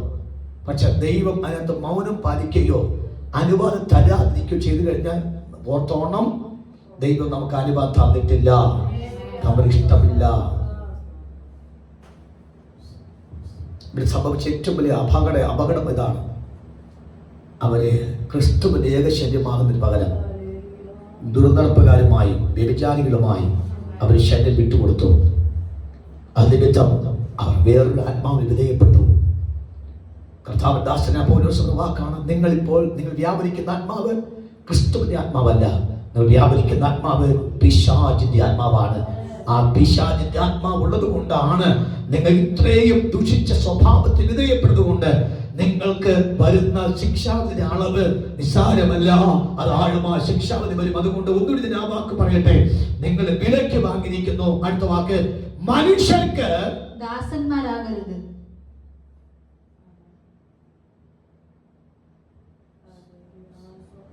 എത്ര പറഞ്ഞാൽ എന്താവുമെന്ന് എനിക്ക് പിടുത്തമില്ല. എങ്കിലും ഈ ദൂതിന് വേണ്ടി ഞാൻ അങ്ങ് പറയുകയാണ്.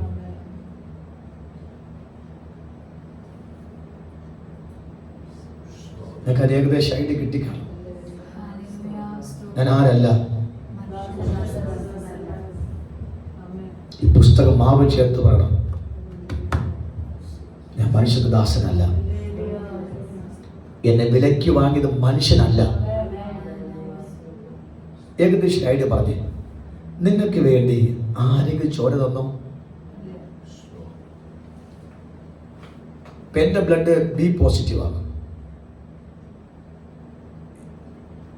ഞാൻ ആർക്കും ഇതൊരു ചോര കൊടുത്തിട്ടുമില്ല, എനിക്കാരും ചോര.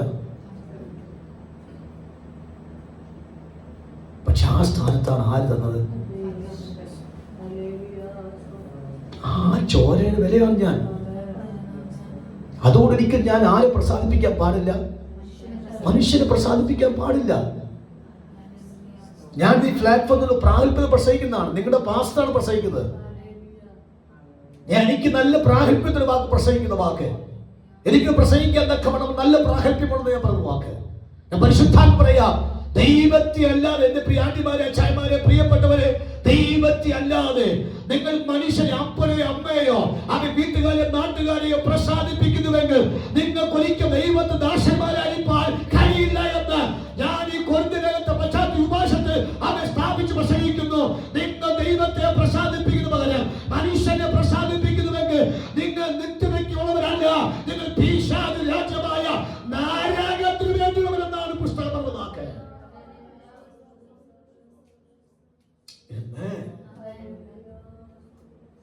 അല്പം ബുദ്ധിയോട് സഹിക്കും, അല്പം ഒറ്റപ്പെടെ സഹിക്കും, അല്പം നമ്മളെ ജീവിതത്തിനകത്ത് നിന്ന ആക്ഷേപമൊക്കെ അതെ എന്നേ നമുക്കും കർത്താവ് സഹിച്ചു. പക്ഷെ ഇന്ന് രാത്രി നമ്മൾ പറയണം, ഇനി ഞാൻ ദൈവത്തെ അല്ലാതെ ഞാൻ മനുഷ്യരെ പ്രസാദിപ്പിക്കുന്ന പരിപാടി ഇല്ല. ഞാൻ ദൈവനാഥ് പറയാം, എൻ്റെ കയ്യിൽ ശുശ്രൂഷയുണ്ട്. എവിടെ പോയാലും 4 കാലിൽ കിടക്കേണ്ട ആത്മജ്ഞാനം ദൈവനിക്ക്. പിന്നെ എനിക്ക് തലയുറഞ്ഞു നിൽക്കേണ്ട ആവശ്യമുണ്ടോ? ഇല്ല. ഞാൻ ഇന്നും ദൈവസന്നിധിയിൽ നന്ദിയോടെ പറഞ്ഞ വാക്കാണ്. ഇന്നേ നാഴിക വരെ ഒരു മനുഷ്യന്റെ ദാസനായിരിക്കാൻ ദൈവം എന്നെ അനുവദിച്ചിട്ടില്ല. ഇല്ല, എനിക്ക് അത് നന്നായി പറയാൻ പറ്റും. അതുകൊണ്ട് എൻ്റെ ഉറവ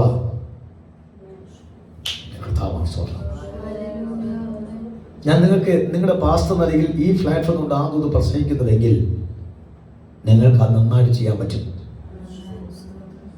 എൻ്റെ ഇത്ര അനുഭവം കൊണ്ട് ദൈവം ഈ പട്ടണത്തിൽ അപമാനിച്ചിട്ടില്ല.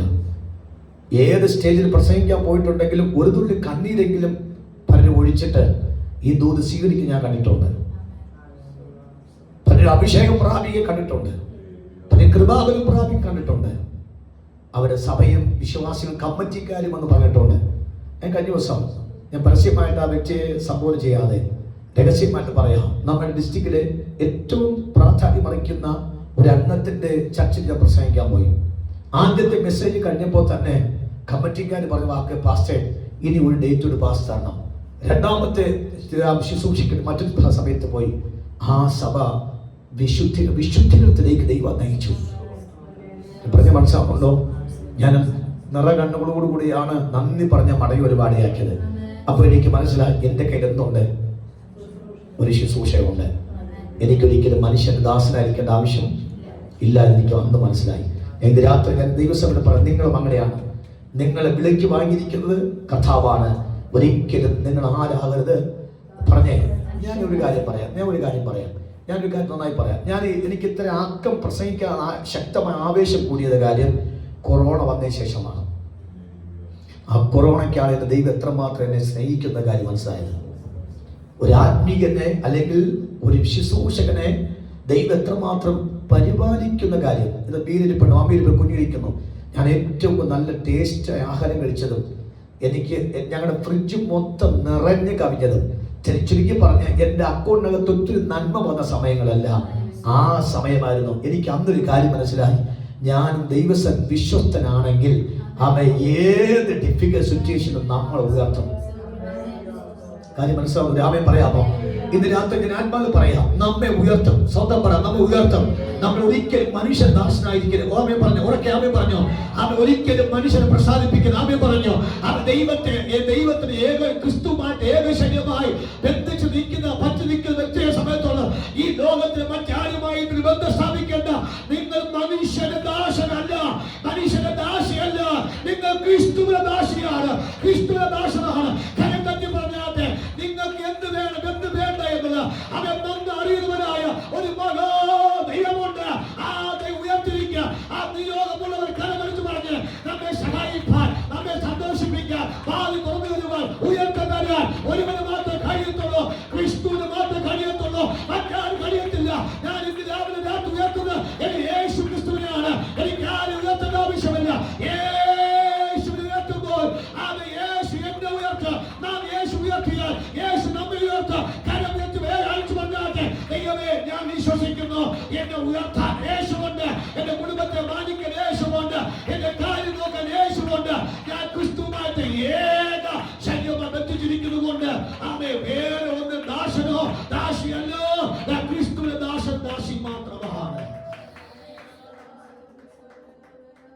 ഞാനൊരു ഭാഗ്യം പറഞ്ഞു നിർത്താം. നമുക്ക് നാളെ ആ ഭാഗം നന്നായി ചിന്തിക്കാം. 24-ാമത്തെ വാക്യത്തിൽ സഹോദരന്മാരെ, ഓരോരുത്തരും വിളിക്കപ്പെട്ട സ്ഥിതിയിൽ തന്നെ ദൈവസന്നിധിയിൽ വസിക്കട്ടെ. അത് ഇന്ന് രാത്രി നിങ്ങൾ തിരിച്ചറിയണം. അത് പാസ് തലകെ വെച്ച് പറയത്തില്ല. ഓരോരുത്തരും വിളിക്കപ്പെട്ട സ്ഥിതിയിൽ തന്നെ ദൈവസന്നിധിയിൽ വസിക്കട്ടെ. മറക്കരുത്. ഓരോരുത്തൻ വിളിക്കപ്പെട്ട സ്ഥിതിയിൽ തന്നെ ദൈവസന്നിധി വസിക്കണം. എന്താ അതിന്റെ മർമ്മം? എന്താ? എന്നെ വിളിച്ച വിളിയല്ല നിങ്ങൾ വിളിച്ച വിളി. നിങ്ങൾ അടുത്തിരിക്കുന്ന വ്യക്തികൾ വിളിച്ചതുപോലെയല്ല മറ്റൊരു വ്യക്തി വിളിച്ചത്. ആണോ അല്ലയോ? സ്വന്തം പറഞ്ഞാട്ടെ. അങ്ങനെയാണെങ്കിൽ നിങ്ങൾ വിശ്വാസത്തിന്റെ ശൈശവ പാതി വന്നപ്പോൾ നിങ്ങൾ ഏതെങ്കിലും ഒരു വാഗ്ദത്തം തന്നിട്ടായിരിക്കും വിളിച്ചത്. ആണല്ലയോ? അതിനകത്ത് ഏറ്റക്കുറച്ചിന്റെ ആവശ്യം ഉണ്ടാ? ചമറ വേണ്ട. അത് അവർ ചെയ്യുന്ന പോലെ എനിക്ക് ചെയ്യണം, ഞാൻ ചെയ്തത് അവർ വേണ്ട. നിങ്ങളെ വിളിച്ചപ്പോൾ ഏത് രീതിയിലാണ് വിളിച്ചത് നിങ്ങൾക്കറിയാം. ആ വിളിച്ച സ്ഥിതി നിങ്ങൾ തുറന്നു നോക്കൂ. ആ വിഷയത്തിനകത്ത് നിങ്ങൾ സക്സസ് ആയി മാറും. സക്സസ് ആയി മാറും. അതിനകത്ത് മാനിക്കപ്പെടും. അതിനകത്ത് ഉയർച്ച പ്രാപിച്ചിരിക്കും. അതിനകത്ത് നേട്ടം പ്രാപിച്ചിരിക്കും. അതിനകത്ത് നേട്ടം കൊയ്തിരിക്കും. അതിനകത്ത് സന്തോഷം പ്രാപിച്ചിരിക്കും. അതിനകത്തുനിന്നും മറ്റൊരു ഉയർച്ചയിലേക്ക് നിങ്ങൾ പോകേണ്ടി വരത്തില്ല. മനസ്സിലാകുന്നുണ്ടോ? നിങ്ങളെ വിളിച്ച സ്ഥിതി എന്തെന്ന്, ഏത് കണ്ടീഷനിലാണ് നിങ്ങൾ വന്നു, ഏത് അവസ്ഥയിൽ വന്നു നിങ്ങൾക്കറിയാം. ആ അവസ്ഥയിൽ നിന്നും ദൈവം മറ്റൊരു അവസ്ഥയിലേക്ക് കൊണ്ടുവന്നുവെങ്കിൽ പഴയ അവസ്ഥ മറക്കാതെ ദൈവാത്മ വിളിച്ച അന്തരീക്ഷത്തിൽ നിങ്ങൾ സഞ്ചരിച്ചു നോക്കൂ. It is all right. അത് മതി. കാര്യം മനസ്സിലാകുന്നുണ്ടല്ലോ? ദാവീദ് പറയുന്നു, എന്നെ പുൽപ്പുറത്ത് ആളുകളെ, ആ സ്ഥിതിയിൽ നിന്നാണ് പുള്ളി രാജാവായിട്ട് വന്ന വാക്ക്. എന്നാൽ ശൗലിനെ വിളിച്ചത് എങ്ങനെയാണ്? അപ്പന്റെ കഴുത നഷ്ടപ്പെട്ടു പോയപ്പോൾ അത് അന്വേഷിച്ചിറങ്ങി അവിടെ നിന്നാ വിളിച്ചു വരുത്തത്. രണ്ട് വിളിയുടെ വ്യത്യാസമുണ്ട്. ഒരുത്തന്റെ കഴുതയുടെ കാര്യം, മറ്റൊരുത്ത വ്യക്തി ആടിന്റെ കാര്യം. രണ്ട് മേഖലയാണ്. ആമേ, ശൗല് മരിക്കുന്ന കഴുത പോലെ തന്നെ മരിച്ചത്. വിളിക്കപ്പെട്ട അത് പറയാൻ ബുദ്ധിമുട്ടുണ്ട്. പേടിച്ചു പോയോ? സ്വത്ര പൗലോസിനെ വിളിച്ചത് എന്താണ്? എങ്ങനെ വിളിച്ചു പൗലോസിനെ വിളിച്ചത്? ഈ മാർഗക്കാരെ കൊല്ലാൻ പോയ പോക്കിലാണ് ദമസ്കോസിൽ വെച്ച് പിടിച്ചത്. അവിടെ കിടന്ന് ചോദിച്ച വാക്ക്, നീ ആരാകുന്നു? കർത്താവേ. കർത്താവ് പറഞ്ഞു, നീ ഉപദ്രവിക്കുന്ന ആ സ്ഥിതിയായിരുന്നു. അപ്പൊ പുള്ളിക്ക് മനസ്സിലായി, ഇത് ഡേഞ്ചർ സോണാണ്, ഇത് ഡേഞ്ചർ ആണ്. ആ സ്ഥിതി പുള്ളിക്ക് മനസ്സിലായി. പുള്ളി അവിടെ സാൻഡറായി. പോരായെങ്കിൽ 3 ദിവസം കണ്ണ് കാണാൻ നിന്നപ്പോൾ വേറെ വെളിപ്പാട് നീ കൊണ്ടുപോയി അനനിയാസിനെ കൊണ്ട് തിരുത്തി സ്നാനപ്പെടുത്തി അഭിഷേകം കൊടുത്തപ്പോൾ മനസ്സിലായി, ഇനി ഈ സ്ഥിതിയിലല്ലാതെ വേറൊരു സ്ഥിതിയിലേക്ക് മനസ്സിലാകുന്നുണ്ടോ? എനിക്ക് ആരും മതി, യേശു മാത്രം മതി. ആ സ്ഥിതിയായിരുന്നു പൗലോസ് സ്ഥിതി. അതുകൊണ്ട് അത് 4-ാം വായിച്ച വാക്ക്, ഞാൻ നല്ല പോലെ പൊരുത്, ഓട്ടം തികച്ചു, വിശ്വാസം കാത്തു, നീതിരക്കിൽ വലിക്കാൻ വെച്ചു. എനിക്ക് മാത്രമല്ല, എന്നെ പോലെ ക്രിസ്തുവിൽ പ്രിയം വെച്ച ഏവർക്കും എന്ന പദം പറയണമെങ്കിൽ അതിനർത്ഥം വിളിച്ച സ്ഥിതി തനിക്കറിയാം. ആ സ്ഥിതി താൻ കാത്തു സൂക്ഷിച്ചു. നല്ല പോലെ പൊരുത്, വിശ്വാസം കാത്തു. ഇതാണ് ഈ ഉപവാസ പ്രാർത്ഥനയിൽ ഞാൻ പറഞ്ഞിപ്പോ നിർത്താൻ ആഗ്രഹിക്കുന്നത്. ആ സ്ഥിതിയിലാണ് നാം പോകുന്നുവെങ്കിൽ നമ്മുടെ മേൽ നിൽക്കുന്ന അഭിഷേകത്തിന് ചോർത്ത് സമ്മതിക്കില്ല, വെളിപ്പാട് ചോരത്തില്ല, ആത്മീക ചോരത്തില്ല, കാഴ്ചപ്പാട് ചോരത്തില്ല, പ്രാർത്ഥന ചോരത്തില്ല, അന്യഭാഷ ചോരത്തില്ല, അത് വെളിപ്പാട് ചോരത്തില്ല, ആത്മീയ കാഴ്ചപ്പാട് മംഗളേൽപ്പിക്കത്തില്ല. ഈ രാത്രി കലമരിച്ചു യേശുവേ, അത് പൗലോസ് വിളിച്ച സ്ഥിതിയിൽ അവസാന ശ്വാസം വലിക്കുന്നവരെ ആ സ്ഥിതി തുറന്നുപോലെ എന്റെയും ഓരോ കോൺടെസ്റ്റിൽ ഓരോ സാഹചര്യത്തിൽ എന്നെ വിളിച്ചു മേടിച്ചാൽ ആ ശരിക്കും നല്ല മോശമാണ്. പറഞ്ഞു കരമടിച്ച